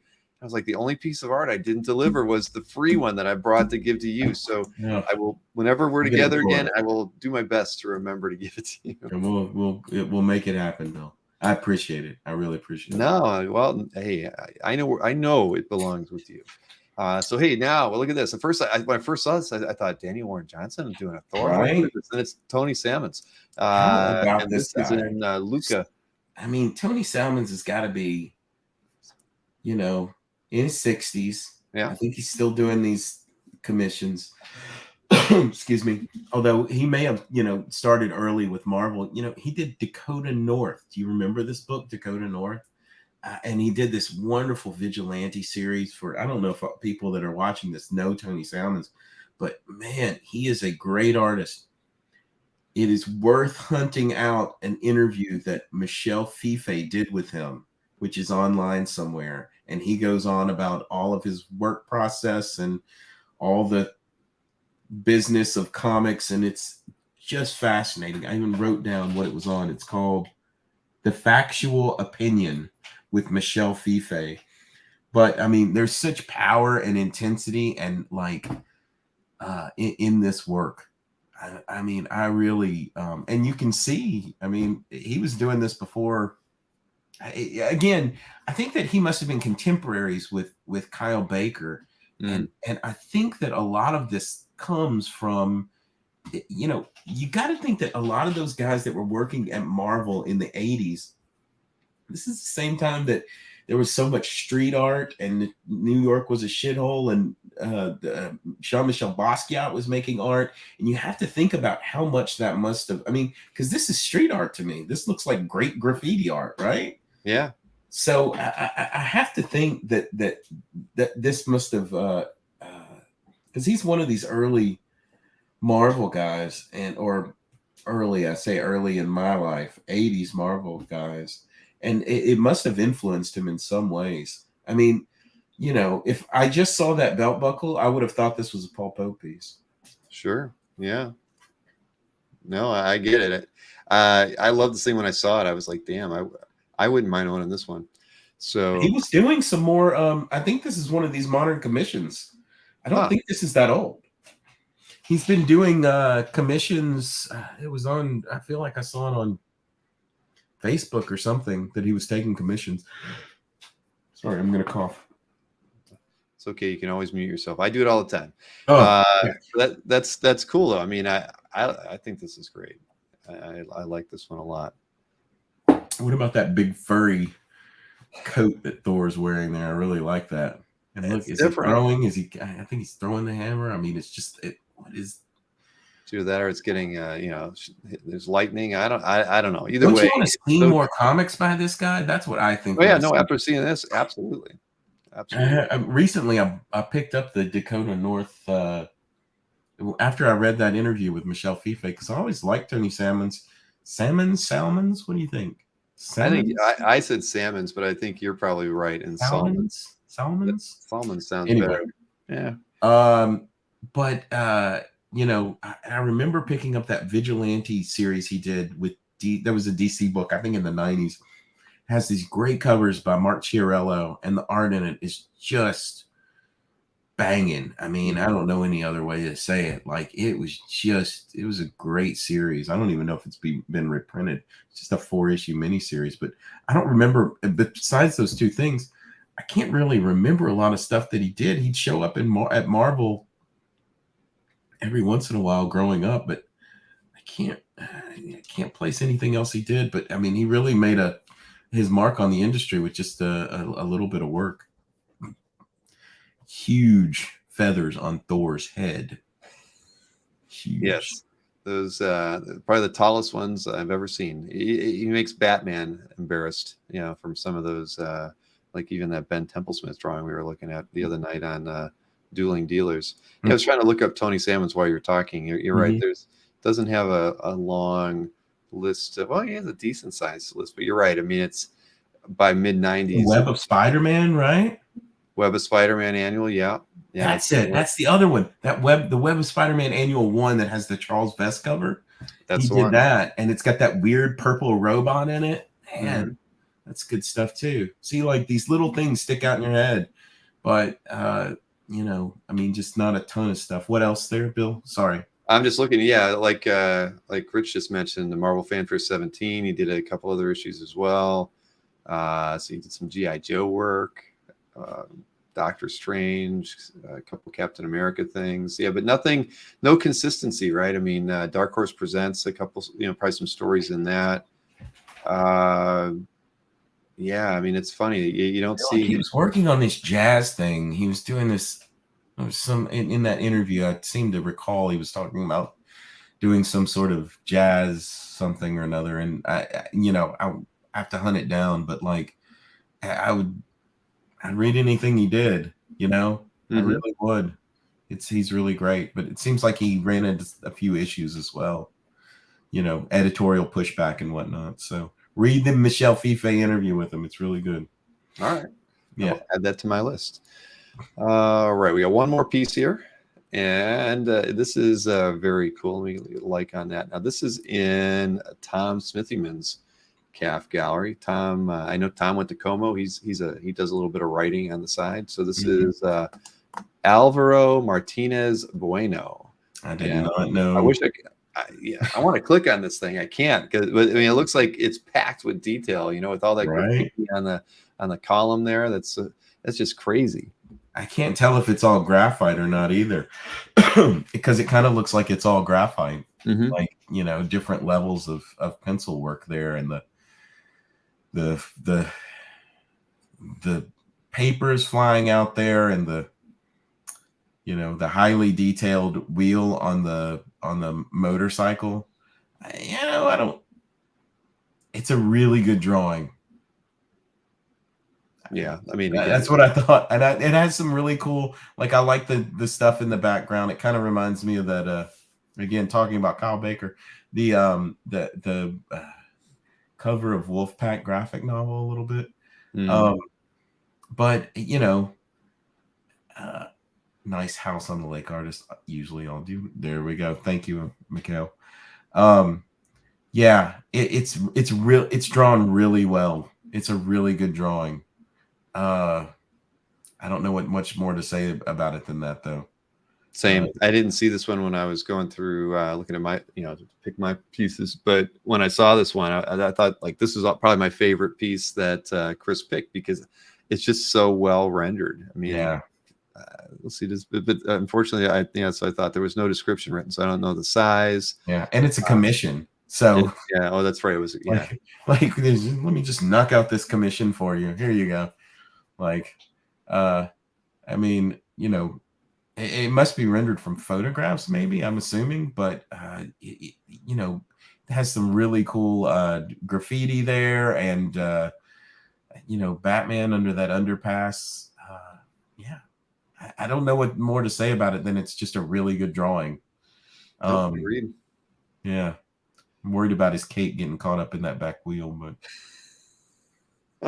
think about that. Like, what? That's probably why we don't see him on motorcycles too. I know. Like, you just gotta get it. You gotta get it just right. I don't know what's happening there, but yeah, it's a very good drawing. Oh, I'll have to look this guy up. Yeah, cape is a fatal hazard. You got that right, Antoine. All right. Well, Chris Snork, he picked well, and Chuck, you described them as a master wood. I mean, thank you for doing that. No, I'm not as well as Snork. I have my opinions, but Snork's got a real eye for this stuff. So Snork's got his opinions as well. Yeah. All right. Well, we'll go through mine as well here. We'll see if I can knock these out. I gotta share a different screen. Yeah, thumb around here over to this one. All right. So you got to drive fast enough to keep the cape. Yeah, that's the right way to go. All right. So I had to pick something odd. I always try to get something that's illustration-y. So this is by an artist I don't think I've ever heard of, Francesca Berald, Dragonlance artwork, fold-out map. But yeah, I don't know. To see something like this on CAF, it's just I thought it was odd. I love cartography, and being a D&D guy. I mean, or maybe you can say, you remember the Lord of the Rings maps, right? I mean, just you see something like this, and it kind of takes me back to a different time, as it's supposed to, right? So this thing is just so well drawn. I think I read Marcus made a comment about this helps prove the world is flat and those sorts of things. But I mean, map making back then was all about like just drawing what you knew, and so I just thought this was really well rendered. You figure it's either for a game or it's what did it say it's from? I can't even remember. Let me hover. Oh, Dragonlance. So it's from those stories. So again, D&D influenced world. I don't know, just cool stuff. I mean, there's actually a cartography artist group that I follow on Facebook, and it's always just cool to see people either pull out older stuff or show stuff that they're working on. So I don't know, I just love stuff like this on CAF because it's illustration based and outside of the comic world, but just something beautiful. I mean, again, this is great. When I would see things in books like this when I was a kid, I would pore over them, and I loved them so much, especially when it's the front of the book. And then you read some of the book, and then you have to go back and look at like, oh, where is that on the map? And you kind of get an idea. I would always try and make maps like that when I was young. It's beautiful.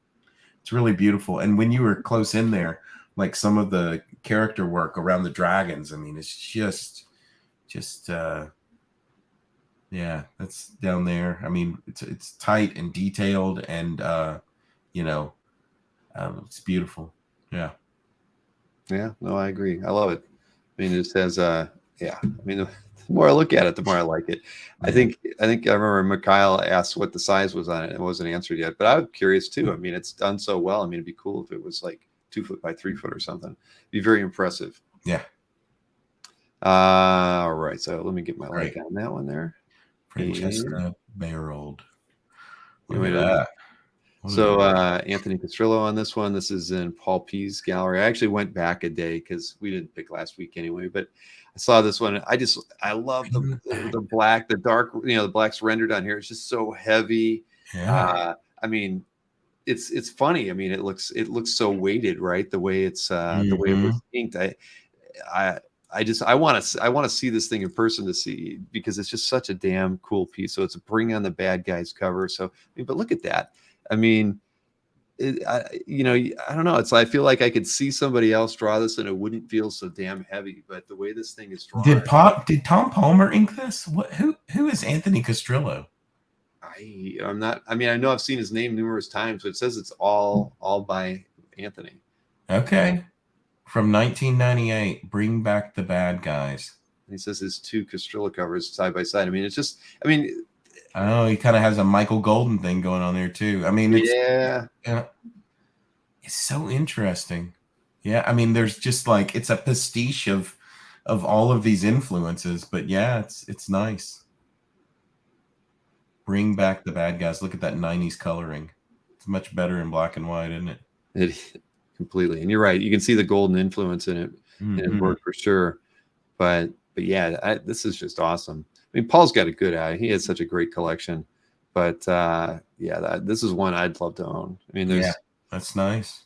That's nice. And I mean, how all the villains are separated, but still kind of gathered together there. Heavy ink work. Very nice. Kazra says Kingpin's left arm looks like MODOK's eye. Okay. I see it. Like underneath. I'll go with that. I'll agree. But yeah, nice pickup, Paul. Congrats. His collection continues to get better. The like on that one. Then the artist I'm going to Katsuya Terada. This is I mean, I love this. I'm not familiar. I hate to say it with the artist, but I mean, I love the. It has kind of a Mobius feel to the way things are illustrated, or even maybe P. Craig Russell, flavor as well in the way in the I don't know, in the fact that they're not over rendering this, which I think P. Craig does fantastically in the way he illustrates stuff. But this is a great piece. I'd love to have something, but I love him to draw a Cyclops for me. I wonder how that would end up. Yeah. But or Craig, or you've got Craig Hamilton in there, or Frazetta really is where it kind of comes down to. It's all of the Frazetta influence, the right there in the rib cage. Yeah, this is beautiful. I don't know this artist, but man, wow, they're fantastic. Yeah, Matt Kennedy says that Terada is a modern master. Now, I mean, I totally agree. I mean, I did it. Or Mignola. I mean, you see Mignola. I mean, but all of that is all coming from that same Frazetta camp. Like, looking at a lot of Frazetta, different people interpret it in different ways. I mean, but a lot of times it doesn't do commissions, and his work is very pricey. There you go. Looks beautiful. Yeah, I did Google him because I was like, I just don't know who this guy is, and I didn't get a chance to read too much. But yeah, I'm just curious because I love the style. Very, very well done. Yeah. Cyclops is my favorite X-Men, Antoine. And I may love end up all this picking it. ornate work in the belt, and yeah, boy, that's really cool. Katsuya Terada. You're taking notes, aren't you, Chuck? I always take notes. But yeah, I was very curious too. I think when I checked, there was maybe 20 pieces on calf. Let me see. Yeah, look at that. I remember 20 pieces on calf, so not a lot, but and mostly like little spot illustration-y things. So I don't know much about them, but very, very cool stuff. I mean, you look at some of this like that. It has kind of a Travis feel, I guess. I mean, not just because of the space character, but really in the way he chooses to handle doing a bust. I mean, but isn't that kind of how all these artists work? Like, is they all kind of like, I mean, Travis, like you look at that one in the middle and you're like, oh yeah, there's some Travis in there. And maybe he looked at Travis in the 90s and then Travis looks at him now, and all of it kind of like continues to support this sort of incestuous thing that we call art. Yeah, that's beautiful. It really is. Yeah, but yeah, that's right up my alley. Well, there you go. See if hot pot girl. Nothing for sale except one classified. So no art dealer has anything for sale that I track. So interesting. All right. It'll show up. It always does. Yes. Now here, this is comics. This is in Mikhail's collection, and I'll tell you, man, there was so much great art added in the last 2 weeks. There were a lot of things I could have picked, but I love the work from Mankey in the Swamp Thing, right? I mean, I just thought this was a brilliant layout. I love, I just love the panel layout here over this close up, of profile. I mean, it's just a beautiful illustration. I'm going to click on it. I'm sure Mikhail put a giant scan in here, as he did. Look at that. All the detail in this piece. I mean, it's like, I've always kind of liked Doug's work, but this work just stands out, like above anything else I feel like he's ever done. I mean, I love the heavy blacks, and then just these, in the wrinkles of the flesh here. It's just so, I don't know. I love it. This piece. And aren't these oversized too? I forget. I swear they are. Let me see. Okay. What did Mikhail say? He's got a video here. And yeah, it's 16.5 by 21. So this is just impressive to see something like that. Yeah, that's a beauty. Yep. Nope. The more I look at it, the more I like it. Congrats on this, Mikhail. Yeah. Doug Monk. Doug Monk. I don't know how you say it, but I've always thought he was a great, kind of all the detail guys, he kind of got lost in the shuffle, and he's not too much of he's kind of a contemporary of, didn't he start in the 90s? Yes, I believe he started or maybe even the late 80s, but you're right. Yeah. Definitely was working in the early 90s. Yeah. So hasn't gotten as much, as like an Art Adams or some of the other detail guys, but he's really outstanding. What am I missing something in the chat? Antoine's comment where he says, "I love the heavy blacks." Oh, Bill, you're making me blush. So I'm just laughing. I'm sorry, but yeah, again, great illustration. I love this piece, and again, I mean, every page that I've seen from this book, I haven't read it. I just the art's fantastic, absolutely fantastic.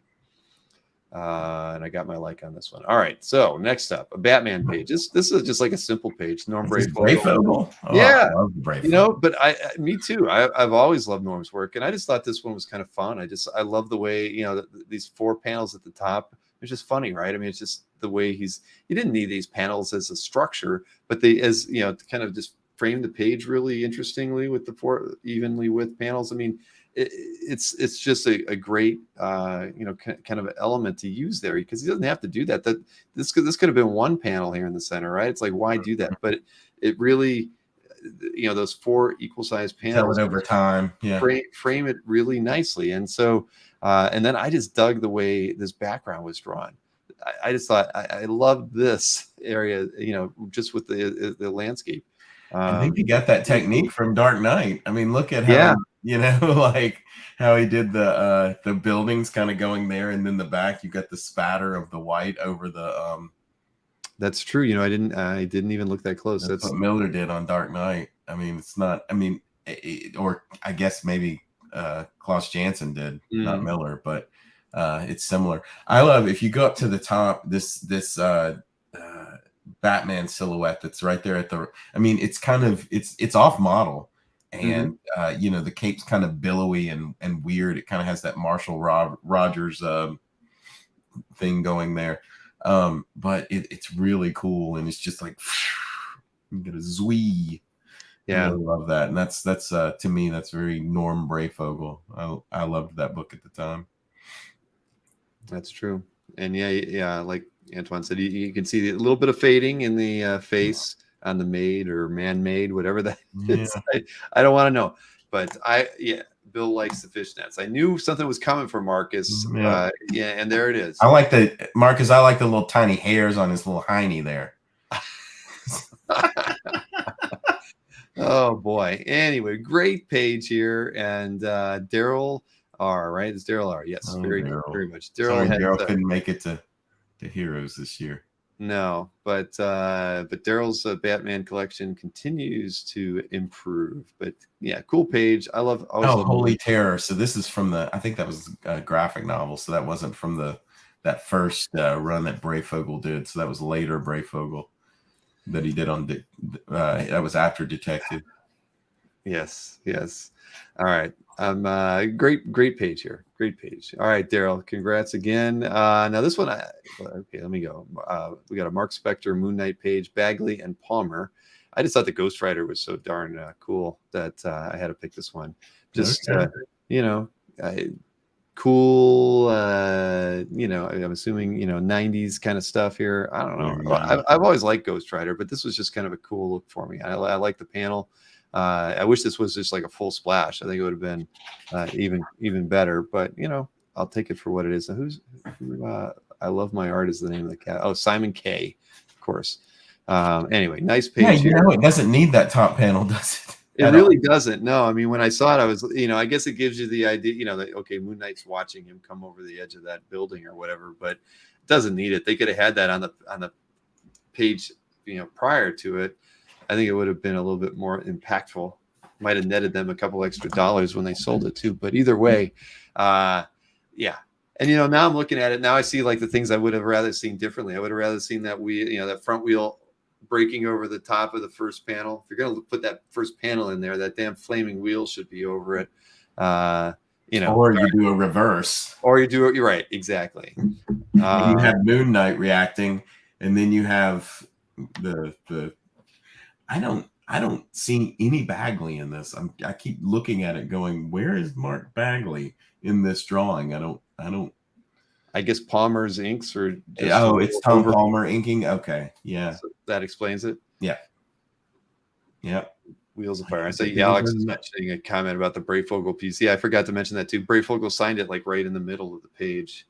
At least it wasn't overpowering, but it was literally dead center, well above the city, right? Isn't that always strange? John Byrne, I've seen him do that so many times on pages. Chaikin's done it on some of mine. You'd have to ask people to sign in the margins, right? I mean, but you do. You really have to almost like only slide out a portion of the art from the sleeve just to be like, so they don't sign it any place else but where you want them to. I know. Anyway. And of course, then there's other people like Frank Quitely who I'm like, hey, I've had him sign a couple of things, and he was like, okay, this is in pencil, so I'm going to sign this in pencil, and I'll sign it at the bottom. If something's in ink, he'll sign it in ink. He's thoughtful. Whoa, look at that. Joe Mad. Mad. Yeah, Battle Chasers cover. I just... when I was looking at this, I was thinking of, he's trying to do a little golden bits here or there, but I just love the illustration. Yeah. I mean, this is a powerful image, and, Joe Mad has such a distinct, style. It's why I think a lot of his stuff is so damn desirable. Yeah. But yeah, I love this piece, and it was a Battle Chasers. What was it? Battle Chasers cover. But yeah, I mean, just a very nice piece, and there's not enough Joe Mad artwork out there at the end of the day. So anytime I see a piece, it makes me think to feature it, whether or not I'm like totally in love with it. But I love this. I love this illustration a lot. I'd love to see the pencils on this, just because, you know, I see the Joe Mad, but I wonder how much Tom McQueenie added to this, especially these little ink ticks that are very reminiscent of the 90s, and they're all over the place and on the hilt of the. Yeah, it's very nice. But isn't this kind of slick there? You know, to not, yeah. you know, the way the black goes into the hilt there. I thought that was really is cool. Yeah, really is. So, Battle Chasers. I think I saw a new issue of Battle Chasers came out. I was like, really? Yeah, that's like, what. When I was talking with Quan a month ago, you know, trying to be like, can you get Joe Mad to come to OAX or something? And he's like, he said, Bill, Battle Chasers is coming out, and I can't even get him to go to any shows at all. And I'm like, oh, well, I guess he won't come to OAX. Yeah. So he's not interested. But get him to bring Jerome Opena then. I like Jerome. I do as well. I gave him a list, and we haven't talked since that time about it. But you know, or Olivier. Olivier would be very nice. I mentioned Olivier. Who else did I ask him about? I didn't ask him about Quesada. No, I guess I probably could have. Quesada wouldn't that be cool? Think about how great that would be if you had a panel with Jimmy and Joe hanging out, and they can talk about for 2 hours just about how they took over Marvel Comics. Yeah, sold. I'm there. Antoine's asked me about, you know, I know that there is a Tampa show in July, and it's a maybe. I mean, I haven't really read too much about it, but it's close enough that, I mean, I'd be a dummy not to go to it for one day. And speaking of Jimmy, this is in Jimmy's collection, and it's his inks over Paul Gulacy. Boy, Jimmy has been uploading a lot of art. He's got a heck of a collection. He has been on a tear, and he always likes to remind me that he bought all this art 25 years ago. So, you know, he has no interest in letting any of it go, but he'll entertain you know, an offer here or there. I love Gulacy, right? And I just have to think guys like Jimmy would get a kick out of getting to ink a person, you know, like Paul. I mean, damn. Yeah. He's been so fortunate to have gotten to work with so many great storytellers, you know, writers, pencilers. I mean, he's had just a fantastic career. And like you said, just working with Quesada when they just completely kicked Marvel in the pants and made so many great, you know, books happen. But again, I just like Gulacy's work, and it was cool seeing Palmiotti's inks over it. Well, I think Jimmy made Gulacy look good here. I mean, Gulacy, I think some of the underdrawing may have been. This isn't, you know, Gulacy's heyday. I mean, I like Paul Gulacy. I don't like him as much as like Steve Rude did or something, but I always thought he was good. But boy, the ink work on this thing is beautiful, especially on her costume. That's damn near Dave Stevens feathering. Yeah, I agree with you there. Yeah, it's nice, very nice. A lot of leather there. A lot of leather. A lot of leather. Yes. So cool. And Jimmy's got nice carpet too, doesn't he? Yeah. Let's see here. I got 2 more pieces to go. Oh, wait a minute. How did I pick the same one? I don't think I did. I think I loaded this one up. Eric Winger pay you to damn that Eric Winger. No, I think did I pick it? Now I'm beginning to think, damn it. Well, I should say damn it to Chris Snorek for making, I guess I missed that. All right, everybody. So we only have one more piece to talk about. Did he pick this one? No, good. No one's going to pick this one, but you know, us old timers who love the Hostess ads. Classic, isn't this? You know, that would be I would love to get a Hostess ad, right? I mean, they're just so much fun. We all saw them. We all see them today every time we're looking through a back issue from the 70s. Who was? Let me see here. This is Esposito. I don't know Mike Esposito that well. That's one of the classic. That's one of those old Marvel guys. Exactly. And you know, I had this idea. I mean, I had it like 2 years ago. I told Mikhail about it when we were first starting doing memes. I was like, I got to do a like a Hostess ad, you know, with like every week, you know, Sharon's, she makes up a batch of cookies or cupcakes or something, and the Hulk comes in and tries to take them, and then Anthony comes in as the Kingpin and somehow gets them back for her. I don't know. I just thought it would be a fun regular bit that everybody would get a kick out of. We've never done one, but yeah, these are cool, aren't they? I mean, I mean, these guys just laughing about that little tiny wheel with no rubber on it there. Yeah, exactly. What is? Yeah, that I'm not sure what those looking wheels chopper are. I've ever They seen. didn't even matter. They're just knocking this stuff out. Hey, Mike, I need a page of for this hostess thing. All right, anybody? This might have John Romita inks on it for all we know. Right. I mean, it's really just really something else, though. It's just so memorable. Everybody remembers this stuff. It's classic. It's beautiful. Mm-hmm. Twinkies. I love it. Yeah.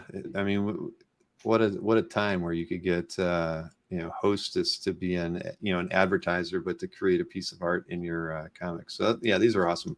Always thought about wanting to, discover one, but you figure that, this is in Mark Tomlinson's CAF gallery. Mm-hmm. Longtime collector of CAF. I just celebrated their 19th anniversary on the site. Cow. But yeah, these are just hard to come by. I think there's a collector out there that has like 3 or 4 of them, though. I think if I dug around, we could find them. Maybe it's Mark. I don't know. But he just said, I was reading some of that as you went up, and it was saying that, I'm always looking for more of these, posting another hostess ad from my collection. Oh, well, there you go. So it's from 1980. Featuring the birth page and the first appearance of Spider-Man's greatest foes, the bikers. Right. Well, yeah, exactly. I mean, there was always like a couple, hoodlums doing something bad. Right. Yeah. So they were easy people to take down, but still. Anyway, great piece. Congrats to Mark. I guess Mark is the one with all the hostess art. Well, that's really cool. I mean, what a fun, little thing to have in your collection. Like those hostess ads are probably, some of the most, compared to like even any Spider-Man. I mean, how many people have seen those? Like they were in every comic. They weren't in just a single comic. They were in all the comics. So that has to add really. Oh, see, I mean, Marvel November on sale. So this is for the Marvel, all of the Marvel comics in November. It had that thing in it. Yeah, I didn't even think about it like that. You're right. I mean, how cool is that? Yeah, I mean. Well, if we have to compete against Mark Tomlinson, then we'll probably never be able to own one ourselves. But it's kind of cool to see one guy going after as many of these as they can get. That's great. Very memorable. Very cool. Great picks, Bill. Thank you, Chuck. And we'll thank Chris next week. But you did a fantastic job, and you did your research there too. I tried. I looked at all the art before, so he got that from me. So I looked at it all. Sorry, I'm losing my voice here. No problem. Hey, it was great hanging out last weekend, Chuck. It was yeah, it really was. And this weekend was so much fun. And again, I was so happy to see everybody. We all kept saying, this is exactly what we needed. And it's all because of you, Bill. You got us all there. You'll get us all to Florida next year. So, and to Heroes in Florida. I'm fine with that. Next time, I'm telling you what I'm doing. I'm gonna the week before load up on a bunch of echinacea and get my immune system up. I can't hang. Gotta avoid the con crud. So you are going to OAX, right? I got my ticket. As far as I know, I saw your name on there. How many tickets have sold? It's over 100. I'm not quite sure where it's at right now, but and I know that. I mean, like I said, the hotel room block that we allocated is almost out because we just didn't know. I mean, we were like, oh well, let's do this, and I mean, we haven't even booked rooms for some of the guests that we have to take care of that for. So I know Kaz was watching. He's handled everything with the hotel, as far as just getting them to modify things and whatnot. So I got ice cream together this past weekend. We had a nice chat. It was we'd never met before, so great. Where'd you get ice cream? I wasn't there. I missed out. There's an ice cream place about a block away from the hotel. Cool. Yeah, like on the other side of the steakhouse that's across the street. So we went and had some ice cream. Like I said, my throat was starting to get sore, so I was like, "Ooh, ice cream sounds good." They were like, "Where are you going?" I was like, "I'm going to get ice cream." Like, yeah, let's go. That's the kind of fun people can have at Heroes. Exactly. And did you get any pizza during the auction? Were You know what's funny is I didn't. And what happened is it was me and Chris and our little group, Patrick, Doug, me, Chris, and Eric. We got hungry and we were like, all right, we got to. Oh, that's right. Closes. We got to go find some food. And so we went across the street, and across the street was full. And so then we went, then we went around the corner to a ramen place, and they were closing. So we ended up walking to the beer place again. There's a beer garden, Charlotte Beer Garden. They should, I think we went there 3 times. So food's good, beer's good. Yeah, Snork actually, great little pork belly bites. They're just delicious. Really good things. So you're going back. You give it 4 stars. I don't know. Come on, Bill. Yeah, 2.5. It's a beer garden, but it does the trick, and they've got lots of beers. So. Well, that's my kind of place then. But yeah, I remember somehow Chris and I texted, and maybe I said, hey, that's right. He texted me saying you guys went out to there, and I should, if I wanted to join up, and I sent him a picture of like Siegel getting a slice of pizza, saying that we had dinner taken care of. Oh, good. Jinya ramen was tasty. Yes, I had ramen there the first day. Well, Chuck, again, thank you so much. We should definitely do this again. I know you did it like a month and a half ago, or it seems like, or it was relatively recent. But we talked for a long time, a couple of months or a month or so ago. We did. It was a marathon. I don't remember. Anyway. All right. Anytime. I'll always, help out. And yeah, this is fun. I love it. I love talking about art. I love talking with you. And I love CAF. So thanks for letting me be a part of all of it. You got it, man. And hey, have fun with Nick Patera and Vin on Saturday. Yeah, I don't know. Yes. Thank you very much. I appreciate it. All right. Tell me all about it when it's over. You got it. Chuck. Have a good one. You guys. Bye. Thanks, everybody. All right. Hey, always fun doing these shows. This one was filled. I mean, I didn't think we were going to go past midnight, but once we get talking about art, we can run long, but an hour just goes by really fast. But thank you everybody for hanging out with me this long. Thanks to Larry Wells also for being a part of the show to get things kicked off tonight. I wish I could have mentioned it to more people that he was going to join, but because of my screw up in communicating with him, I didn't really know until about an hour and a half before the show that he was going to be here. But that was a lot of fun. And again, Heroes was great. I had a phenomenal weekend, just like everybody else did that made it out there. And again, I think we will definitely make it a regular thing. So other than that, I got to call it a night. Fantastic show for 150. I should thank everybody also for doing the super chats. I have no idea what the total amount is, but all of that will go to the Hero Initiative, earmarked and mentioned from John Romita Sr. So thank you for everybody who contributed to that. Again, it's I think we'll be seeing the same thing from Nick tomorrow on the EXP at 7 p.m. So tune into that as well. Nick said he's going to bring the art that he showed, probably some more art from his collection from John Romita Sr. So, tune in and pay tribute to Mr. Sr. tomorrow at 7. So have a wonderful night, everybody. Thanks for hanging out with me so long. I actually am off for the next 3 nights. So I'll be back in action next Monday with Bill Morrison. So enjoy your weekend. Tune in again next Monday at 9 p.m. for that interview with Mr. Morrison. And